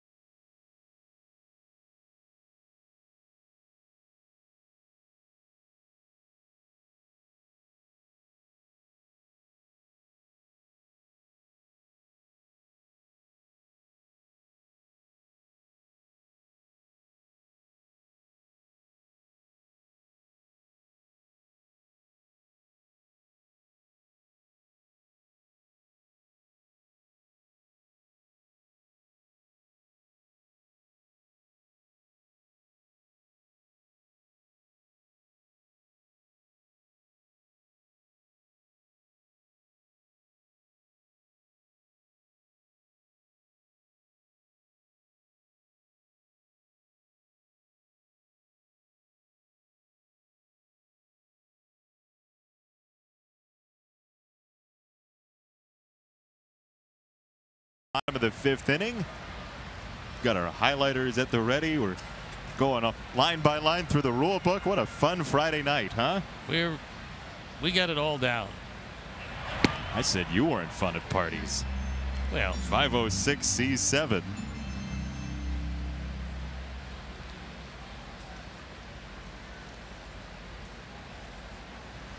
on Nicky Delmonico, and now 1 ball, 1 strike. See, that's why all this wacky stuff's happening. It's a full moon. That's it. Pretty full.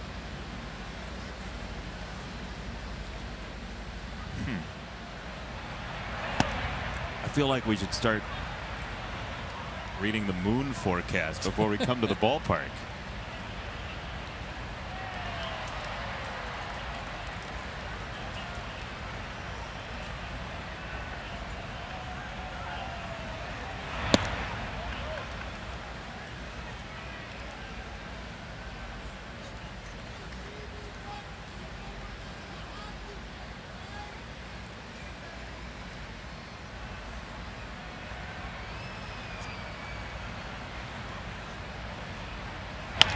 Two and two on the ground, back to Stroman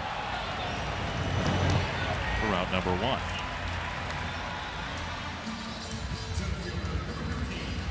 Through all this, Marcus Stroman is pitching very well here at Guaranteed Rate Field, and he's not done that in the past. No, doing a nice job. He had over a 9-point ERA in this ballpark, so this for him is an oddity as he's sailed so far with one out here in the 5th inning. And he's got a 9-run lead to add to his comfort.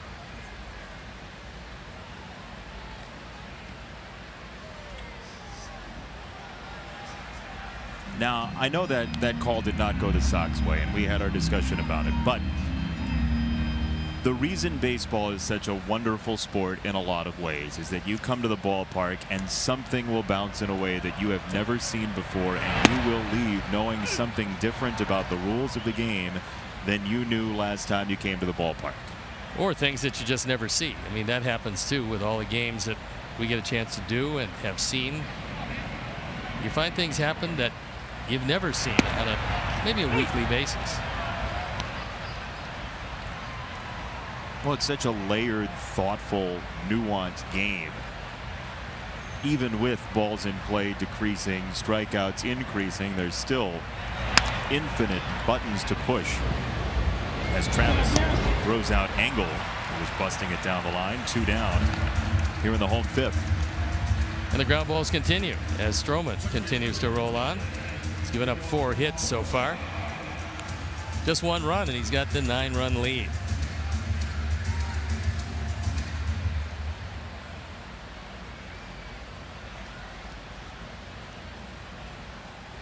Here's Moncada, who singled as part of the 3rd inning when the Sox scored their run.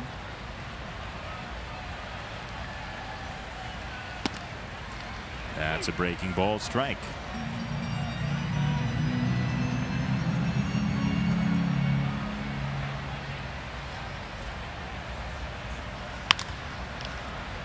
More ground balls. Gonna have to repave the road. 1, 2, 3 inning for Stroman. 7 in a row retired since the Abreu RBI.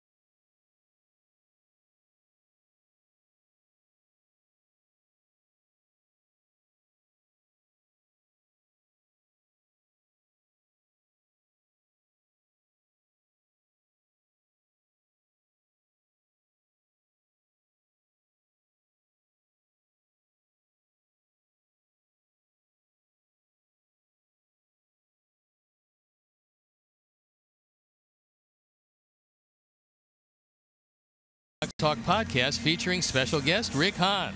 Come out to Reggie's in the South Loop for this authentic fan event on Thursday. So for more information, visit NBCSportsChicago.com/event.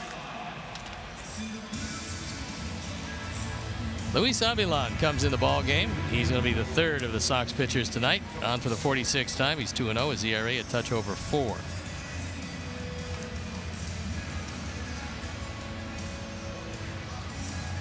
Sox and Blue Jays will get together again tomorrow. Don't forget, it is Superhero Night. First 12,000 in. Get a White Sox Iron Man bobblehead. And then on Sunday, it's a big day at the ballpark. You know, it's a really big day. The Homewood Flossmoor Summer Choir will perform the national anthem. You can't beat that. Got 90 members in the choir, which I know is surprising to you because you think millions live in Homewood Flossmoor. At least millions, maybe more. By the way, you were talking about the podcast. If you were wondering where Chuck Garfien is this weekend, he's in Cooperstown following Jim Thomey's induction. Hope Chuck's having a good time. Well, I'm sure it's going to be just a wonderful weekend. I've still never been to one of those, considering it's always in season. It you is. haven't either, right? I've been there. Right, yeah. But not to one of the ceremonies. No. We should somehow get the Sox to play a game there over the weekend. They used to play the Hall of Fame game. Yeah. And then we can go to one of the ceremonies. Nice idea. Thank you. I don't think you mean it, though. Well, trying to figure out actually, I've done a game from there. From the small ballpark. Yes. Yeah, Doubleday Field. Yes. Not a pitcher's park. No, and not a broadcaster's park either, because the sun is right in your face for 9 innings. You sit right behind home plate. Yeah. Yeah. Yeah. That was interesting. It was al fresco, right? No, Sparky Anderson. He managed Detroit at the time. 1-2. Swing and a miss. Entertain your group of MVPs in a suite this season with Steve Stone Comedy. Nope, White Sox Suites offer the best experience and value. Single game suites start as low as $2,000. For more information, 312-674-1000 or visit whitesox.com. We were brought some goodies to the booth from Cafe Spiaggia with the pop-up store in left field. Got some great things with Top Chef Season 15 winner Joe Flam, who's a huge White Sox fan. So he wins Top Chef. He's now the executive chef over there at Cafe Spiaggia and has some great goodies all weekend in the pop-up store out in left field.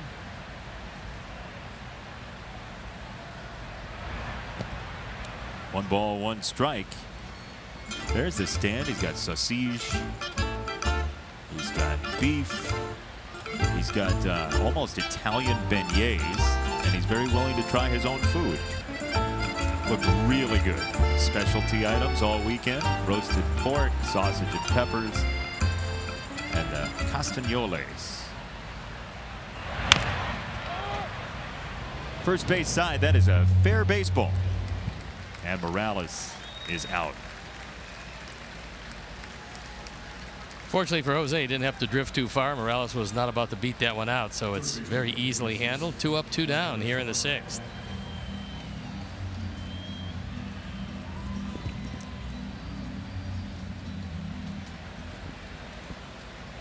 No need for Jose's spray bottle tonight. It's not as hot as it was in Anaheim. No, it's actually a very lovely evening.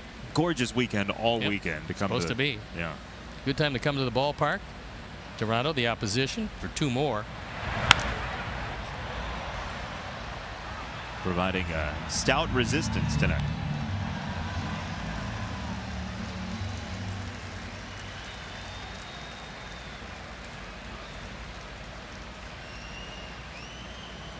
Just had the 1993 reunion last homestand. 25 years since the Sox and Blue Jays dueled.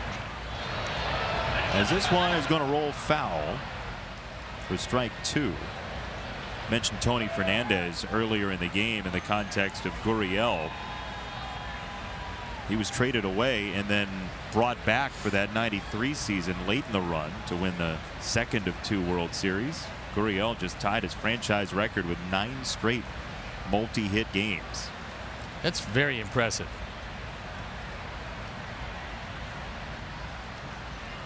We've seen it's one thing to get hot, but it's another thing to do it 9 straight times.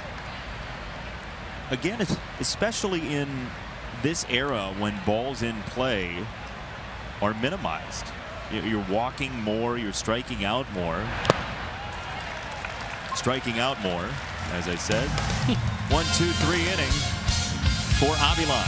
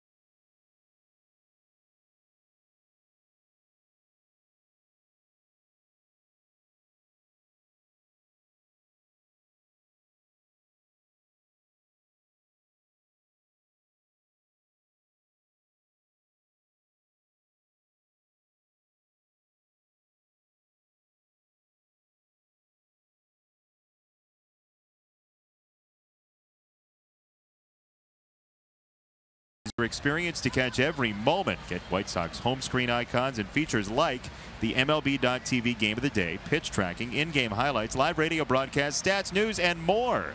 Download MLB at Bat today. Wait for the second half of that promo. What's the second half? More verbiage. Oh, boy. Yep. Now with more verbiage. First pitch, a strike to Yolmer Sanchez, who's 0 for 2. Ground ball to first, to pop out to second.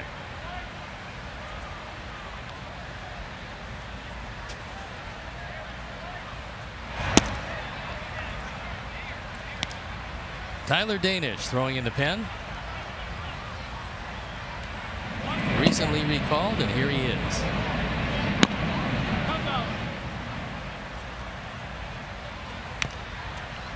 Good to see Tyler back. He was taken off the 40-man roster, now put back on. The Sox 40-man at 38 right now.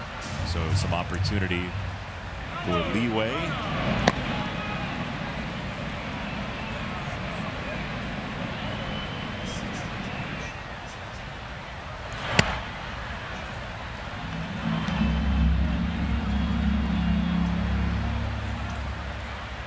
Tyler's pitched well in AAA this year with the Charlotte Knights. Travis should get time and a half tonight. One down as we quiz Steve on his own career at Sticks and Stone. John Mayberry. Okay, that's your answer. Oh, you didn't get it. No, I can't. I didn't know who was going to be on there, but I figured it'd be John Mayberry. He's one of those Torontonians that I faced. We call that a blind call at the poker table. Yeah. Okay, I'll stick with it. Yeah, but the horn sounded, so you didn't get it right. Well, I didn't get it right. No. Okay, then I won't stick with it. It's either George Bell or Willie Upshaw. I'll say Willie Upshaw. Somehow, with 3 answers, you used your 50-50.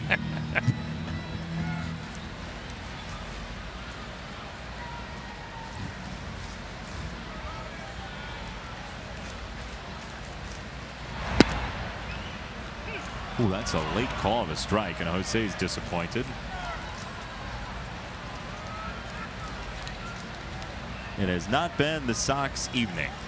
2 in the first for Toronto, then 3 in the second.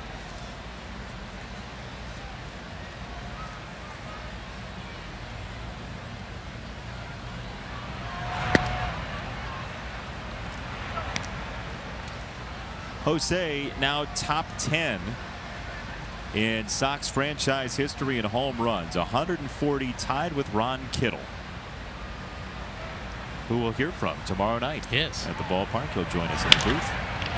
That ball smashed to third, and Solarte does the splits for out number 2. That was an interesting play. First of all, one hop rocket, and Solarte was able to flag it down. That in itself was good. Second part of this is even better. He's down on the ground, doing close to the splits, then gets himself back up with a long toss across the diamond, and he's got him. Taking a base hit away from Jose, possibly a 2-base hit. He was mulling over how to step into the throw, and I figured, I can't. No, not from that angle.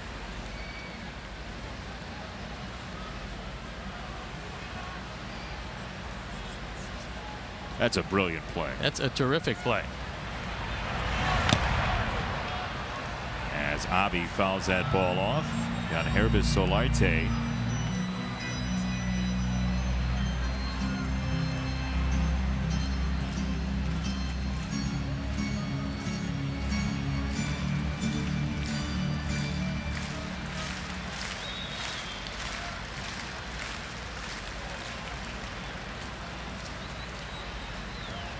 Stroman on 1 strike. This is the best we've seen Stroman in this ballpark by far. Yeah, he's sinking it really well tonight, and consequently, people who aren't striking out, there's only been 2 of those, are hitting the ball on the ground, and there's been a lot of those.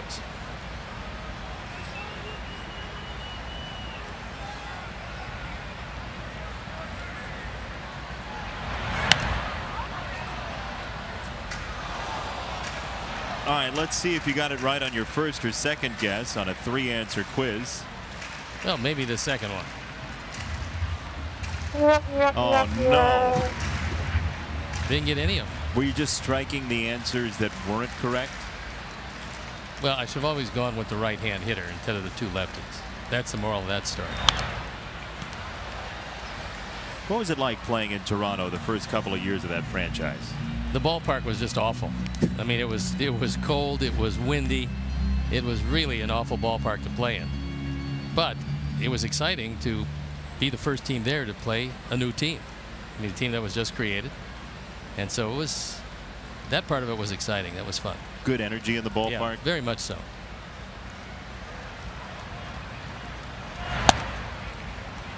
Two balls and 2 strikes. This is a team in its history, the Blue Jays, who have had, considering the amount of time they've actually spent in baseball since 1977, an inordinate amount of championship series losses. They've gotten to the doorstep of the World Series a bunch of times and fallen just short, including 15 and 16 in recent memory.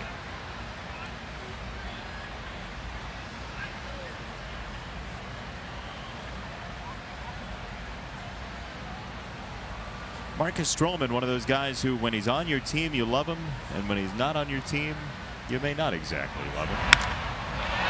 To left field, down the line. Not by much, as that one hugged the line the whole way. It was a high change, and Javi put a charge into it, but just barely hooked it foul.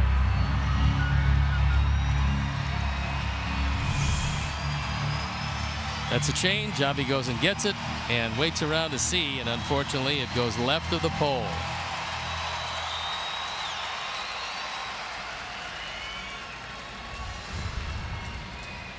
Two and 2 from Stroman. Check swing. He didn't go.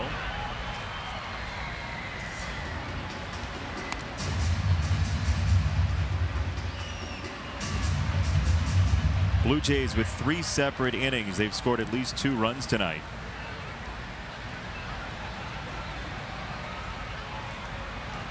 Pitch number 85 from Stroman this evening. tapped. Shortstop. Gurriel has no play. Avi's safe. Second hit tonight for Garcia. He hustled all the way, leaving Gurriel with no play whatsoever. When you're back at shortstop and a guy with some decent speed hits a little tapper in the infield, you can get it over there, it's just not going to be near in time.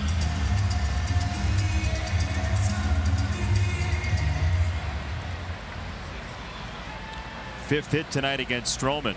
All have been singles.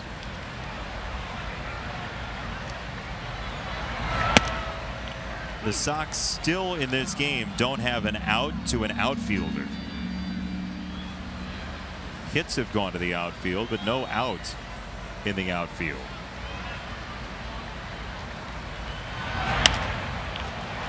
Down the left field line and foul. Nice play.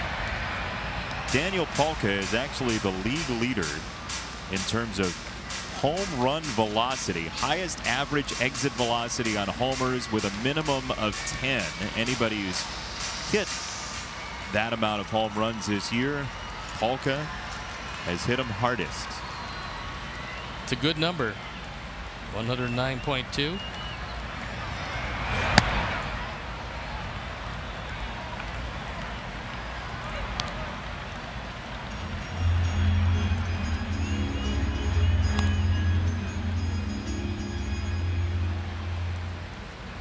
One slugger who you would imagine you'd see on a list like that, Aaron Judge, out for at least 3 weeks, it seems, after being hit on the wrist with a pitch.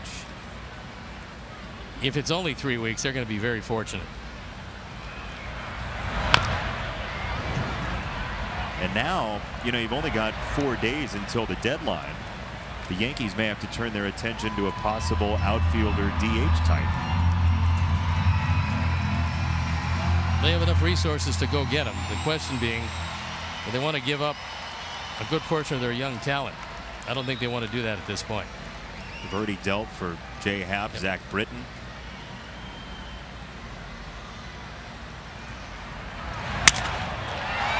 Broken bat, bloop to center field. Grichuk is there for out number 3. Avi marooned at first. 10-1 Blue Jays.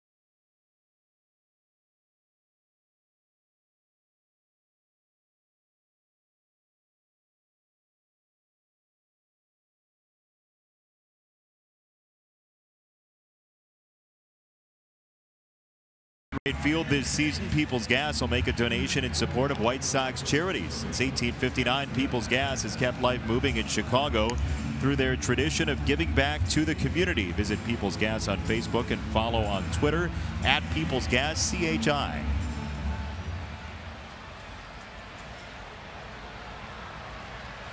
Yeah, new pitcher in the ball game. It is Tyler Danish. Those are the numbers at AAA this year. He's thrown it pretty well.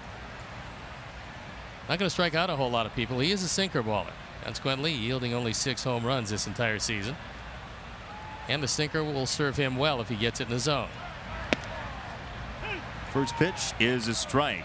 So Tyler Danish, after that time in AAA where he allowed fewer hits than innings, getting about a ground ball and a half for every fly ball out, which, to your point about the sinker, it's a good sign. It is a good sign, especially as lively as this park has been and is going to be.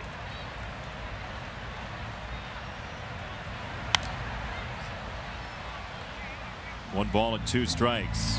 So Tyler Danish, who has had a lot of adversity in his life that we've talked about before when he's been here, but since you last saw Tyler Danish, he had a rather first unfortunate, then extremely lucky experience. He was driving home right at the end of the 2017 minor league year as he's got strike 3 on Hernandez, 1 away.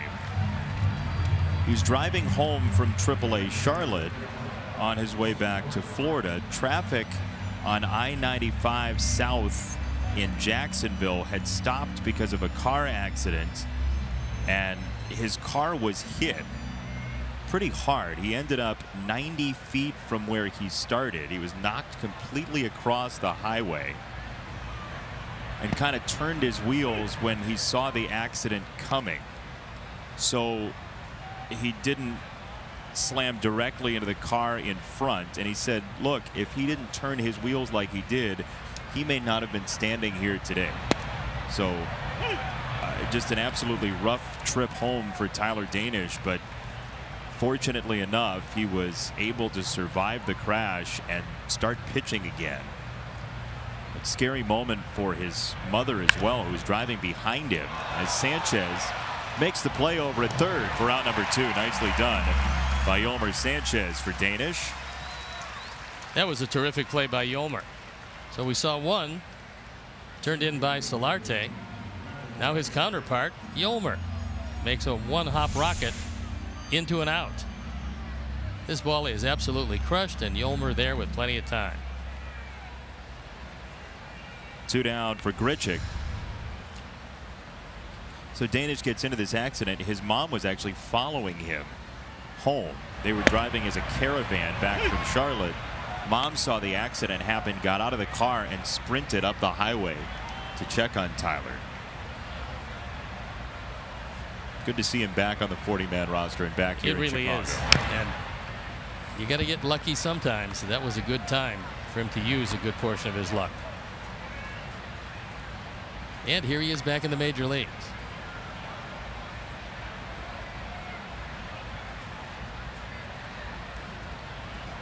0-2. Breaking ball for strike 3. Danish, a 1-2-3 rapid fire 7th inning. Welcome back, Tyler.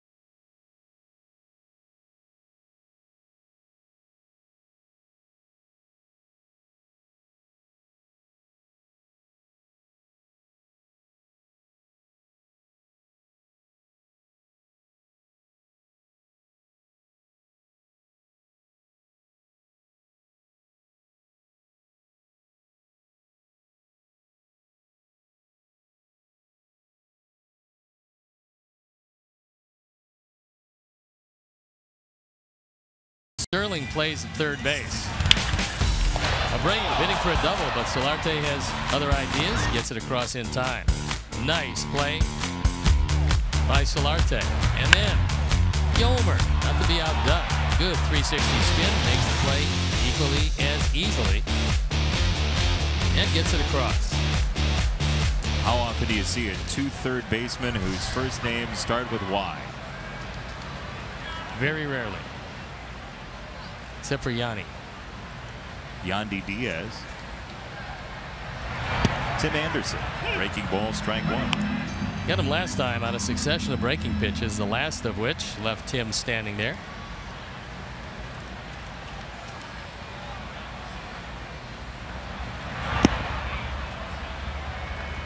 Marcus Stroman, the MVP of the 2017 World Baseball Classic.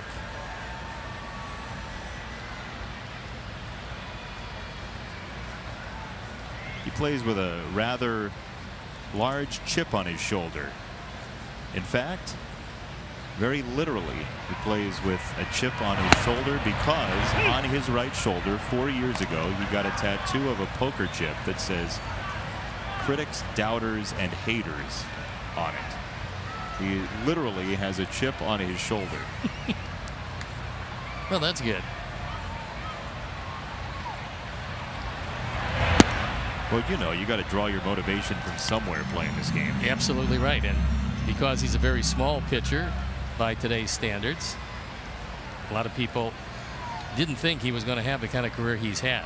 It hasn't been a great career to this point. It's been good, and he's probably going to get better.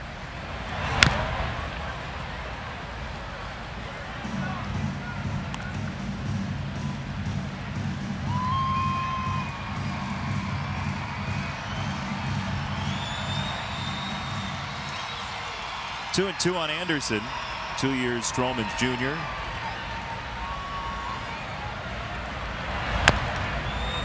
Tapped foul. Down on the farm this evening, Eloy Jimenez with a loss at Pawtucket, but he was 3 for 4 with a double, an RBI, and a walk. He's hitting .372 with AAA Charlotte. Not intimidated by that AAA pitching, apparently. Jimenez is continuing to terrorize pitchers. At lovely McCoy Stadium tonight in Pawtucket, Rhode Island. In that game, the Charlotte bullpen, the final 2 pitchers were Burr and Hamilton. I remember that. Same ending. Yeah. Every time you watch it. I love to play Burr. It was really good. Of course you did. You want to be in the other room where it happens. 2 and 2. Check swing, ball in the dirt. 3 and 2. The Indians, actually, they did a wonderful thing on Twitter. Our friend Tom Hamilton, the longtime radio announcer and very talented radio announcer for the Cleveland Indians, they made essentially a fake Hamilton program, and above the star on the program, it was Tom Hamilton's silhouette sitting at his microphone. That's kind of nice. Yeah, it was very nice. Strike 3. Stroman celebrates. Tim Anderson says, "I'll get you another day." They don't like each other. Third strikeout, and this is a little slider, and he got him. Yeah, see, Stroman letting out the energy on that one. Tim will have another shot. Stroman might not be around when that happens. He's at the 99 pitch mark.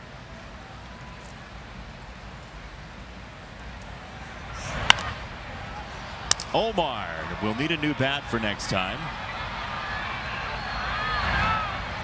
as Hernandez is in to make the catch for out number 2. Omar is a strong man, and the lumberyard is going to draw a phone call here.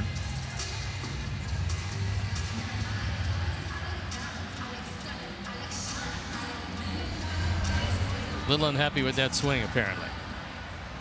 If that is a little unhappy, don't want to see you enraged. 2 down for Nicky.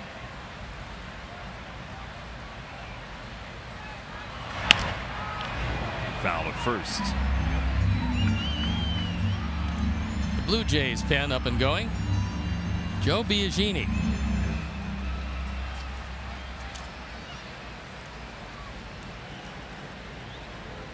That's what everyone says when they rub a lamp. That's it.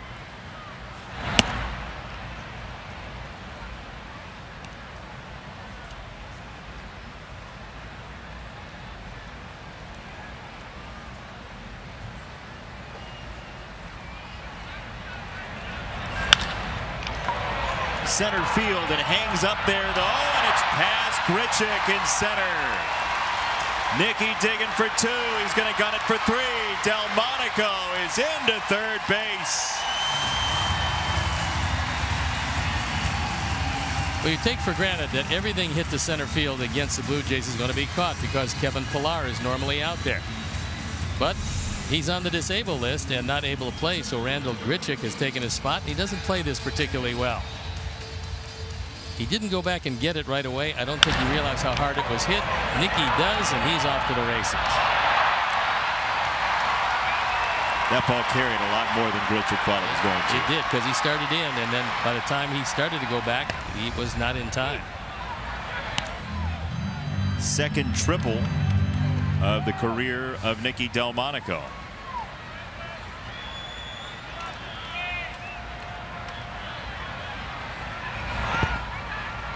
Engel scored the only run tonight for the Sox. That was off a walk in the third. A one-out walk. He eventually scored on the Abreu RBI single. Sox and Jays will play again tomorrow. 6:10 start time on WGN. That's Lucas Giolito versus TBA. Supposed to be Jay Happ. He no longer resides in Canada. Angle down the line and left toward the corner. Fair ball. And that's going to cost the Sox a run unless Nicky was already home. I should say Nicky does score. And it is 10-2. John Gibbons coming out. You would think that would be it. I had Nicky at first for a moment. He is home. It's 10-2.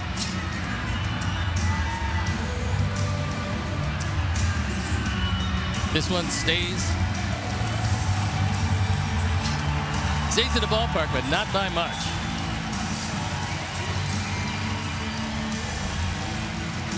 So Biagini comes in. Stroman goes walking out. Author of 6 2/3 here tonight. And we will stay here. Engel drives in the run. During the pitching change, we will let you know about this day in baseball history, a rather interesting occurrence in minor league baseball. This day in 1998, Tyrone Horn with Double-A Arkansas, Cardinals affiliate, hit for the home run cycle. A solo shot in the 5th, a 2-run homer in the 1st, a 3-run homer in the 6th, and a grand slam in the 2nd inning. So Tyrone Horn, who was a minor league free agent, bounced around from the A's to the Mets to the Marlins, went to Korea and the Atlantic League, retired at age 31, but a major feat in 1998, 20 years ago. Double-A just missed Joe McEwing, who was coming up with the Cardinals at the time. Time now for the Lakeside Bank call to the pen. It is Joe Biagini. There's a look at the numbers on for the 29th time. His record, not good. The ERA, a little worse, 6.60. He's trying to find it out of the pen. The left-handers have crushed him. Opponent's batting average of 330 is a really high number. Yeah, we've seen him better than that. Yep. He'll face the top of the order with Yoan Moncada.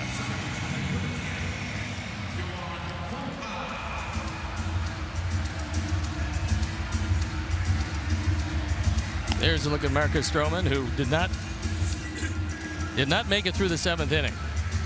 But it doesn't diminish what for him was a very good outing. 6 2/3, runs yet to be determined. 7 hits.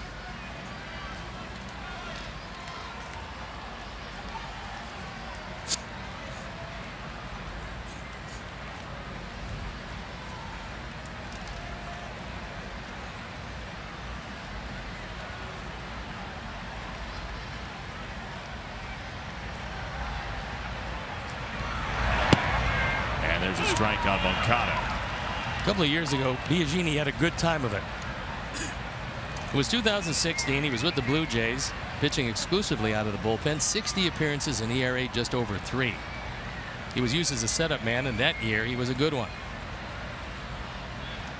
Yeah, not a lot has gone right for the Blue Jays in terms of people playing to their averages this year. First base, Smoke backs up on it and feeds Biagini for the out. Engel drives in Delmonico. The Sox are back on the board. We go to the 8th.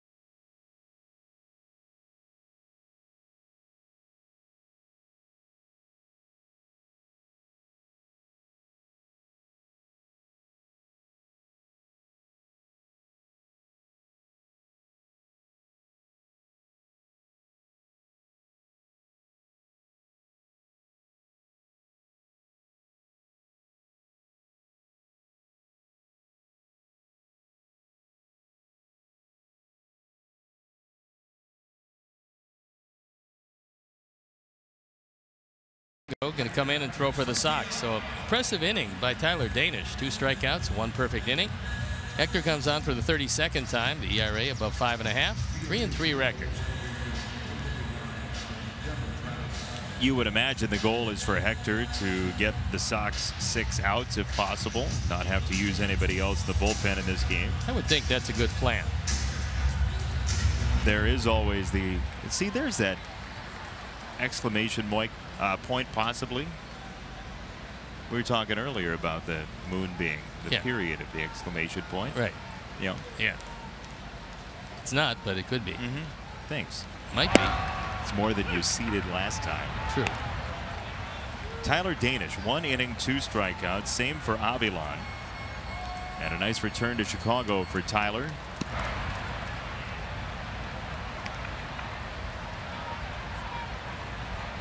Travis is 0 for 2. He was part of back-to-back hit by pitches earlier on as he flares this ball to left.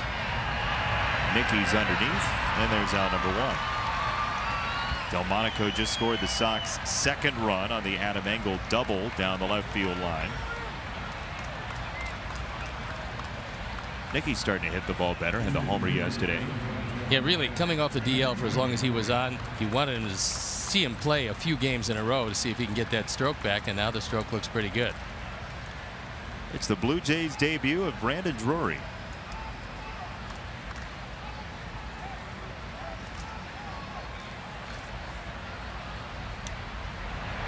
Here at Guaranteed Rate Field. Strike number 1. This season with the Yankees didn't go all that well for Drury, who really was odd man out. There wasn't a position to put him on a daily basis, and he became part of the trade. Brought them J.A. Happ. Happ going to the Yankees. It was a 4-game spread between the Yankees and Red Sox when today started. Yankees got rained out. That was in New York against Kansas City.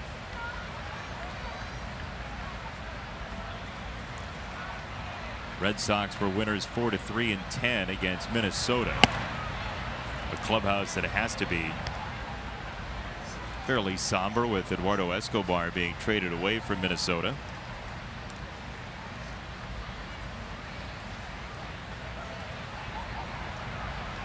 ex-twin, Hector Santiago. Gets a swing and a miss. 2 down. Drury went after a pitch well out of the zone.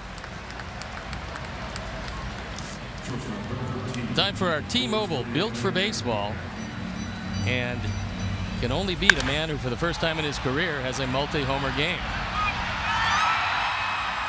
Gurriel, the younger brother of first baseman with the Astros.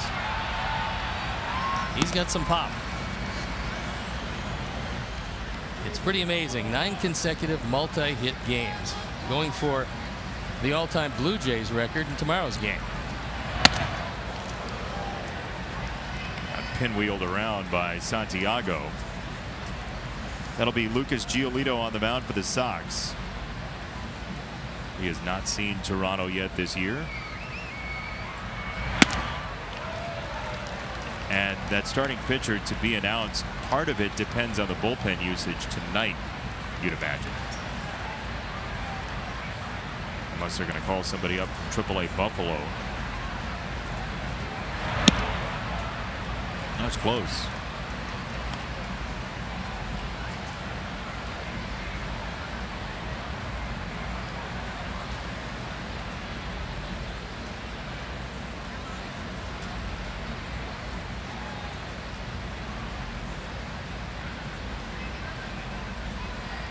Yeah, 2-1 on Gurriel.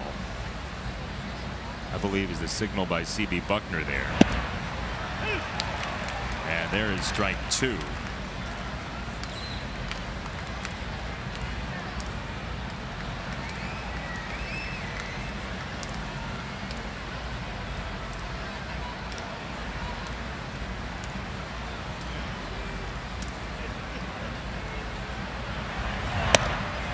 He wanted to and didn't. 3 balls, 2 strikes.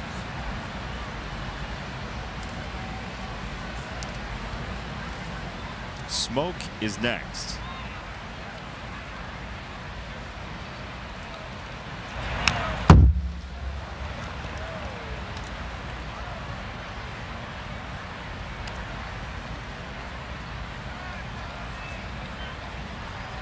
Toronto 9 games under starting play tonight.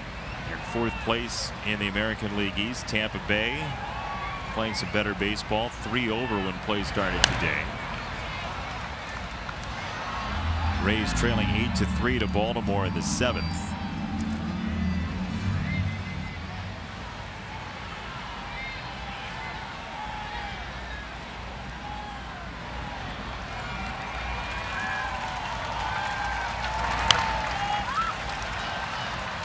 But a good straight change, and Gurriel was able to stay alive.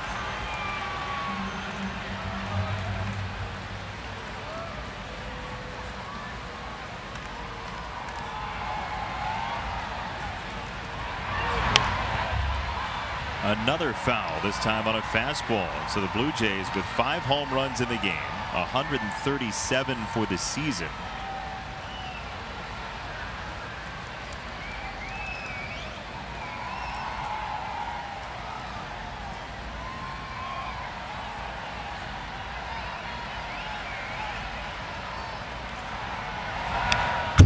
Another foul ball. Going to be at least the 12th pitch at bat. That was number 11. It's a snowball fight in the strike zone.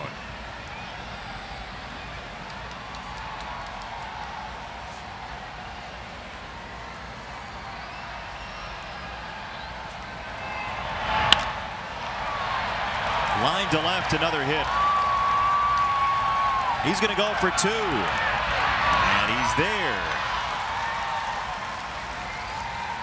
3rd extra base hit for Gurriel.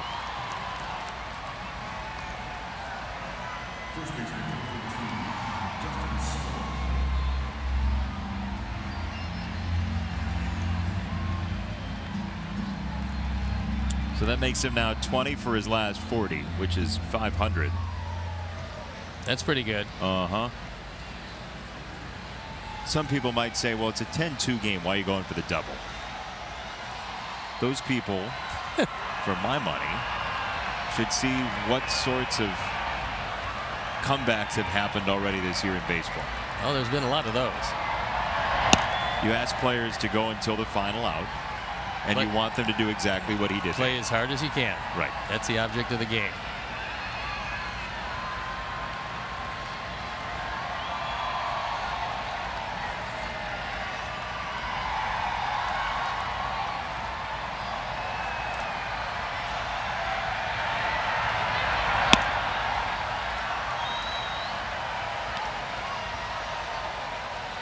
Justin Smoke ahead in the count. Fireworks coming after the game tonight. And a 6:10 start time tomorrow.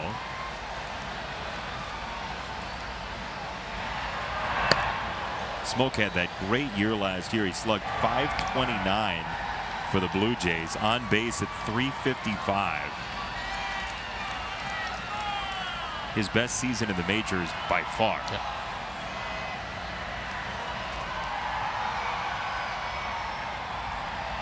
He's walked a little more this year. He's struck out a little more this year as well.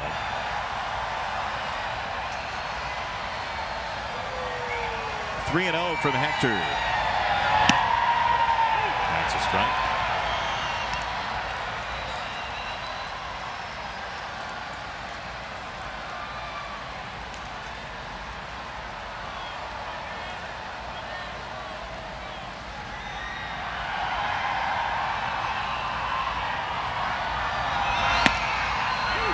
Strike two.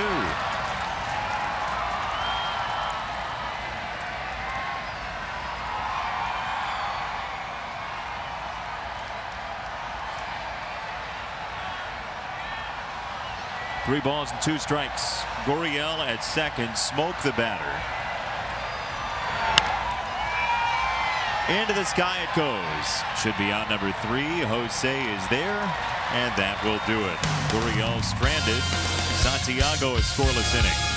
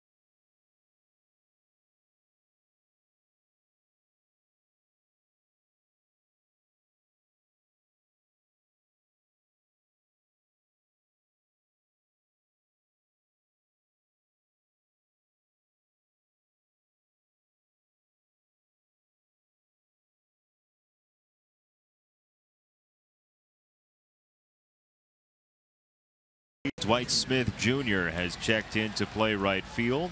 Brandon Drury pinch hitting for Granderson. Both of their nights are done. Smith is in. And the Sox will lead off with the 2 spot, Yolmer Sanchez.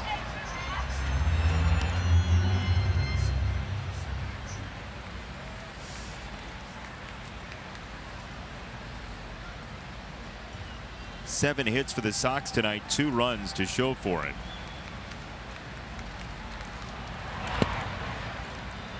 Oh, 0-2 on Sanchez. Both fastballs had to plate, both at 94. For Biagini, who throws straight over the top.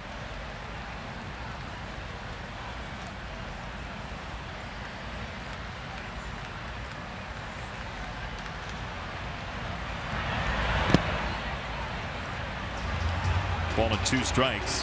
Question is, who will be here by the end of the series for Toronto? It's already been a shape-shifting roster the last couple of days. They claimed Oliver Drake off waivers from the Angels. Changes to the starting rotation as well, with Happ being traded. Matt Davidson looks like he's getting ready. Well, he's said that he wants another opportunity. This is as good as any time. He's got a splitter, we know that. 2-2. Sanchez fouled away. Look, Matt Davidson and position players have pitched at a higher rate this year than just about any other season in recent memory. Matt Davidson really looked the part last time. He did. Threw well. I mean, not well for a position player. He just threw well.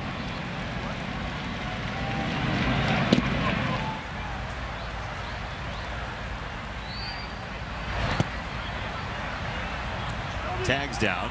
Doesn't count though. 3-2. There was a blog post, I think it was just yesterday or earlier today. One of the Sox blogs, Sox Machine, was asking if the Sox would decide to make Matt Davidson a part-time position player and pitcher. I don't think that's in the cards. No, However, I don't think so, but you never know.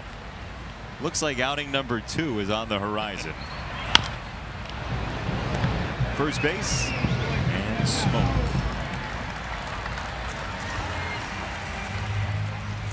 Kurt Hassler pressed into pitching coach duties with Don Cooper ejected. He will be happy to know that his son Drew got the win for Winston-Salem on the road in Salem, Virginia tonight. Luis Gonzalez has been playing very well. 2 for 4, double and a homer for Omar Vizquel's Dash, who won once again. They're already going to the playoffs in the Carolina League in Advanced A. And Drew Hassler, who has been a win vulture, his last 2 outings in A-ball have been wins. 3-inning wins. That's pretty good.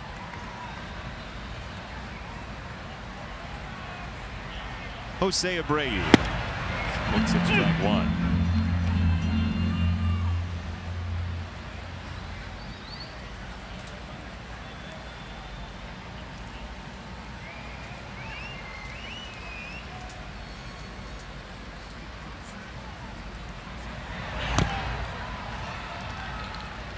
One didn't look like it felt great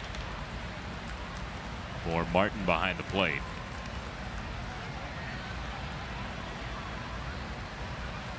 You got all that padding, and it finds a way around it. Always does. Always finds a way to bite you. He's got the pad on the back and the guard on the front.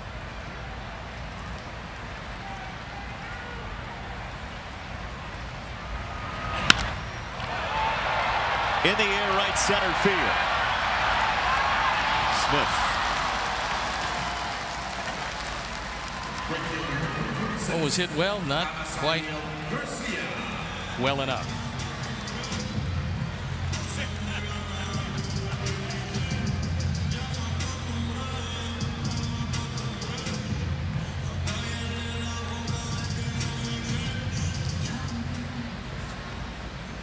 Two down for Robbie, who's got 2 of the hits tonight for the Sox. His average at .279, slugging at .539. And it looks as though around the next corner will be a Matt Davidson pitching appearance.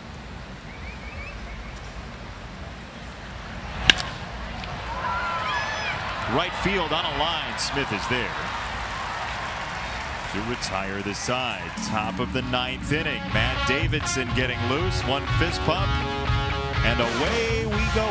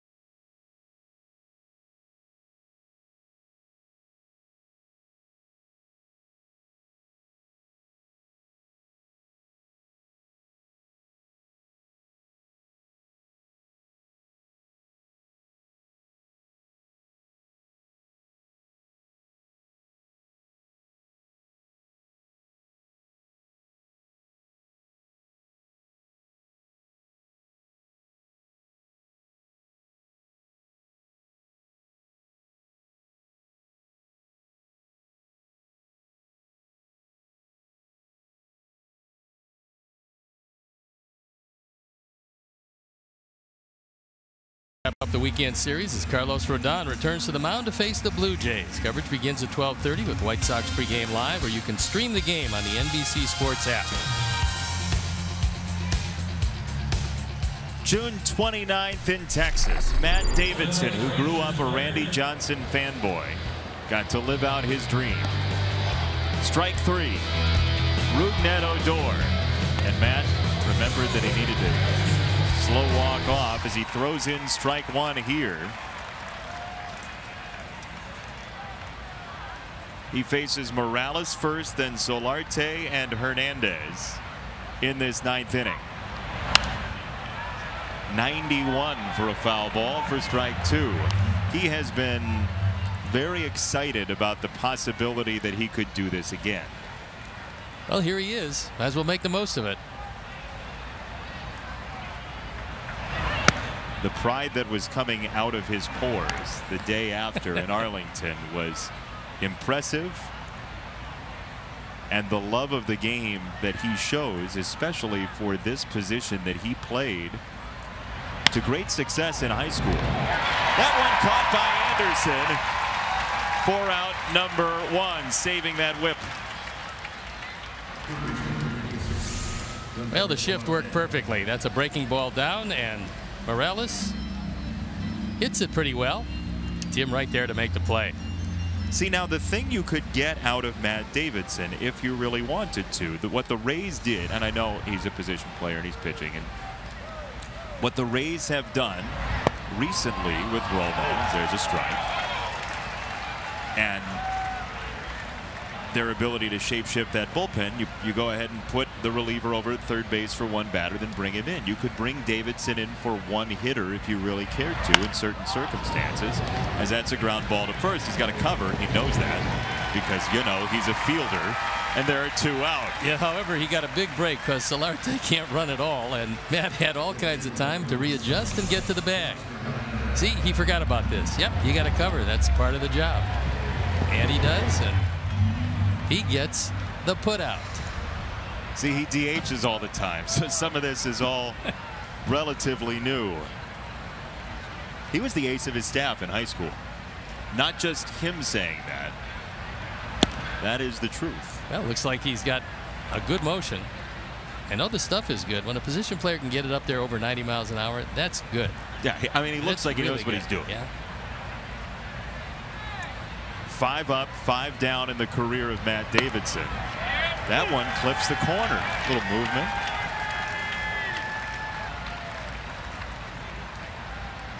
Wants to keep his streak alive. 5 straight retired.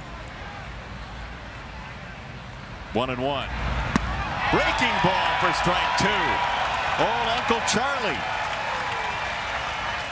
Didn't know Matt had an Uncle Charlie. Good over the top hook. It disappears. Not bad.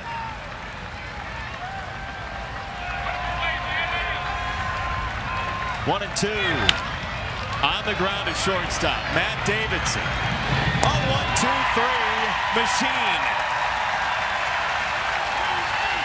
To a standing ovation at Guaranteed Rate Field.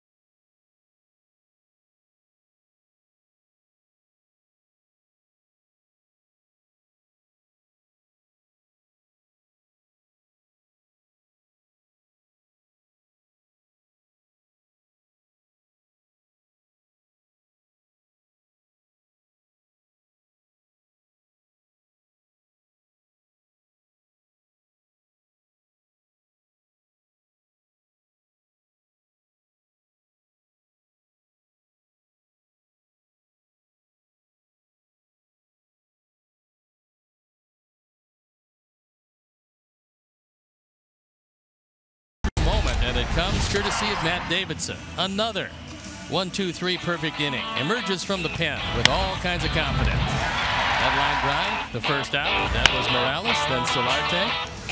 That covers nicely. And Hernandez. Little ground ball to shortstop, a 1-2-3 inning. For Matt, it's easy. 2 appearances, and he's given up nothing. Just chewing the gum like it's any day of the week. That's it. Just look, he's got to be ready to go if the boys tie it up. And Oliver Drake, recently acquired off waivers, comes in the ball game. This is his 4th team this year. There you look at the numbers. He's moved around a bit. Yeah, that's Oliver and company. Wow. He'll face Daniel Palka first. Strike 1. So Biagini, an inning and a third, 4 balls in play, and all outs. Tomorrow's 6:10 start time will be on WGN. It'll be Lucas Giolito on the mound, unless Matt Davidson wants to throw the first inning.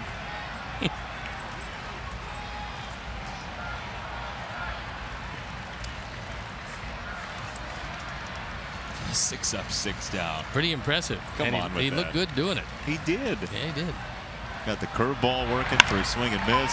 Palka shears this one down the line into the corner. It burns a hole through the wall, and Daniels into second base with a leadoff double. Second hit tonight for Palka. Shortstop number 7, Tim Anderson. Daniel gets his breaking ball and drills it into the right field corner.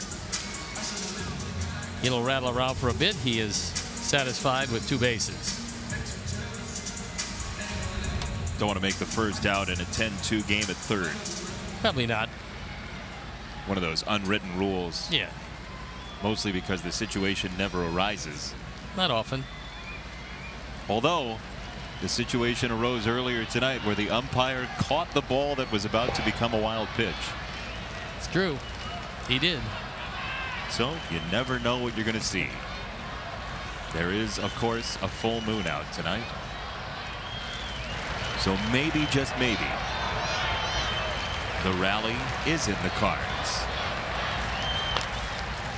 Cue shot, first base side, fair ball. Palka's coming home. Anderson a double that traced the chalk, and it's 10-3. Tim drives in his 43rd run of the year. There it is. There it is. Still nobody out. Little squibber off the end of the bat, and this finds a really nice place to land and a nice place to wind up. No chance at all for Smoke at first base. That ball clearly fair, and it's a 7-run game. Right off Rogers' lip. That's it. Here's Omar. 10-3, nobody out. The crowd energized by a combination of Matt Davidson and the full moon. Strike 1.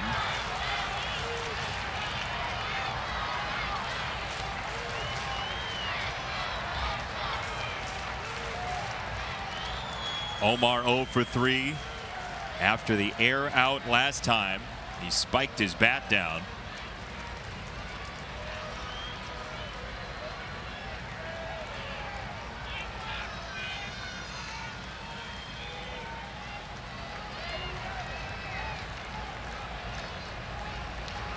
Oliver Drake on 0-1. That's in the dirt. It bounces away, and a free base for Tim Anderson.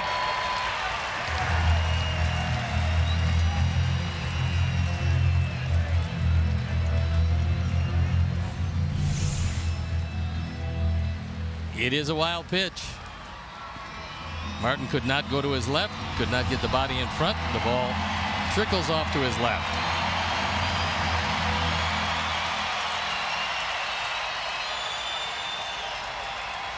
Those 3 outs are a long way away for Oliver Drake. Called a strike. Omar can't believe it. And, well, in a shifting plate tonight. Plate tectonics.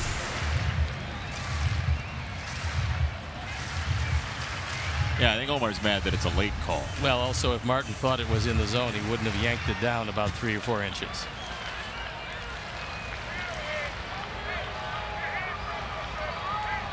One ball and 2 strikes.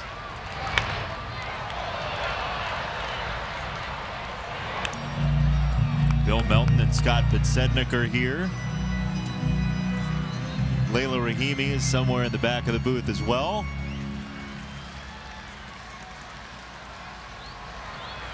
They'll have the post-game show live from here at Guaranteed Rate Field whenever that might be. Did I mention Bill Melton is here?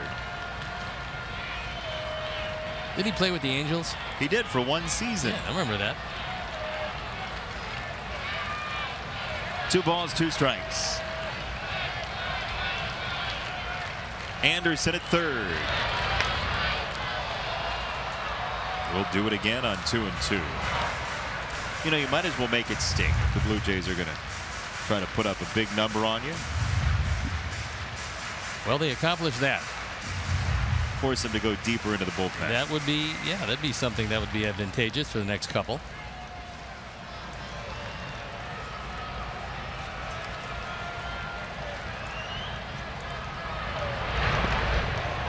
No, sir. 3 balls, 2 strikes.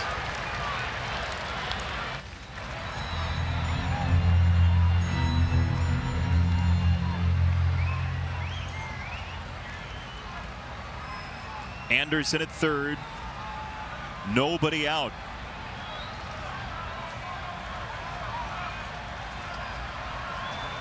Three and 2.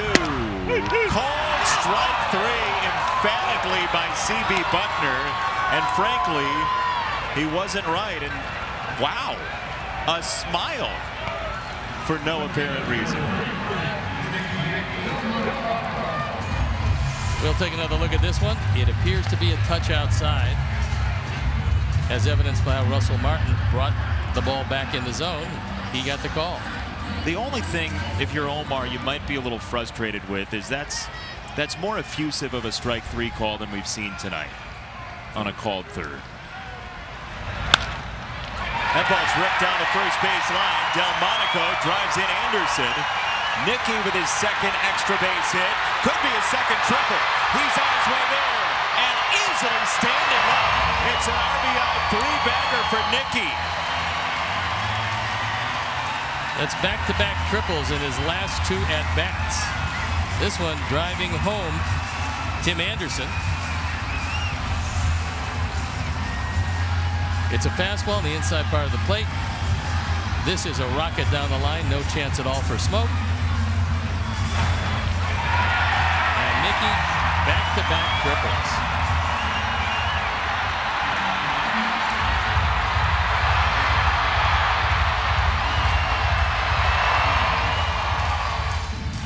So, 10-4. Adam Engel will bat. 1 down in the inning. Pete Walker has had his say, so he will depart. C.B. Buckner breaking it up.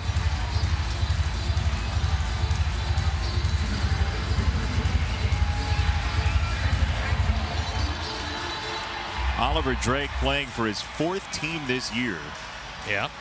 has seen 2 runs come across so far. And a game that was a runaway is starting to creep up in that rearview mirror on the Blue Jays. There's a strike. Well, John Gibbons certainly doesn't want to go to the bullpen, but he's got it up and ready just in case if Drake continues these struggles.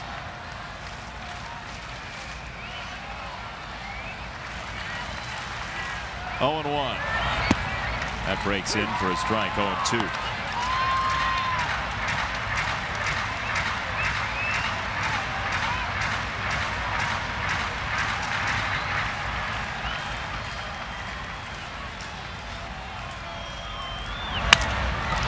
On the ground, could be an infield single.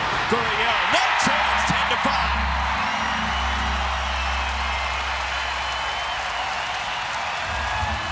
2 hits for Adam Engel. He drives in his 19th run, and it's a 5-run game. This ball hit in a perfect spot, especially with the speed of Engel. There's no chance at all for Gurriel at first base, so wisely just puts it in his pocket. Good piece of defensive hitting by Adam, and he turned it into gold. Moncada, batter number 6 of the inning.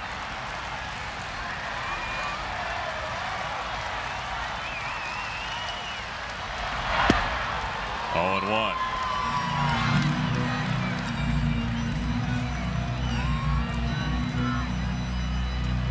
The Jays pen about ready. Ryan Tepera.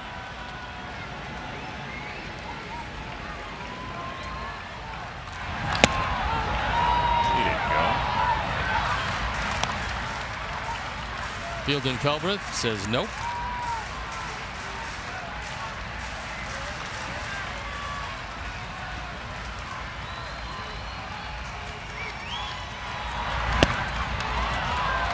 On the fastball, and look out on the backswing.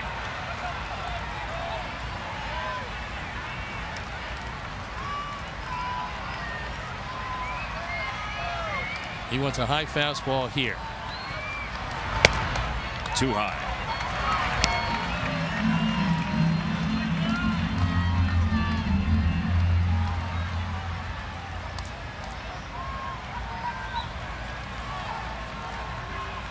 So that's his change. Let's see if Yohan can stay back. In the air, center field. Grichuk for round number 2. Straight change got him. So it's up to Sanchez to keep the fight to get Matt Davidson the win on the mound alive.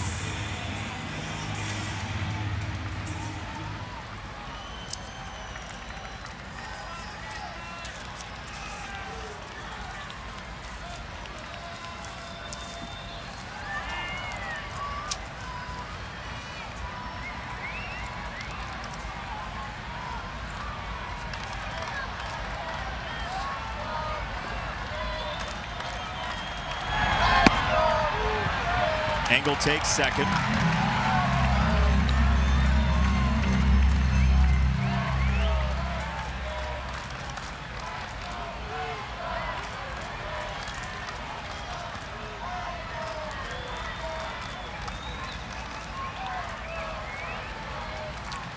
Four hits in the inning for the Sox to make it 10-5.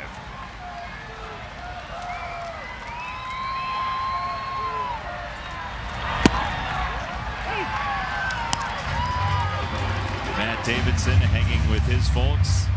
Well, you got to figure now that you've staked a claim to that bullpen mound, and through 2 perfect innings, you sit with the pitchers. Maybe you can pick something up. Which one? Swatted to right field. Smith is there, and there is out number 3. Sox gave it a valiant effort here in the 9th, 4 hits, but the Blue Jays do take game number 1, 10-5. Unfortunately, too little too late as the Sox got behind early. Marcus Stroman, who's always struggled in this park, had a good one tonight, and Ronaldo Lopez did not. So get your rest. We will see you again tomorrow. Sounds good. 6:10 start time. Superhero night for our director Jim Angio, our producer John Waldron, our associate producer Dave Ross, technical manager Mark Harper, and the executive producer Greg Bowman, plus our entire crew. He's Steve Stone. I'm Jason Benetti. So long from Guaranteed Rate Field. Coming up next, Subaru White Sox postgame live. Layla, Bill Melton, Scotty Pods after this. You've been watching Chicago White Sox baseball on NBC Sports Chicago. Good night.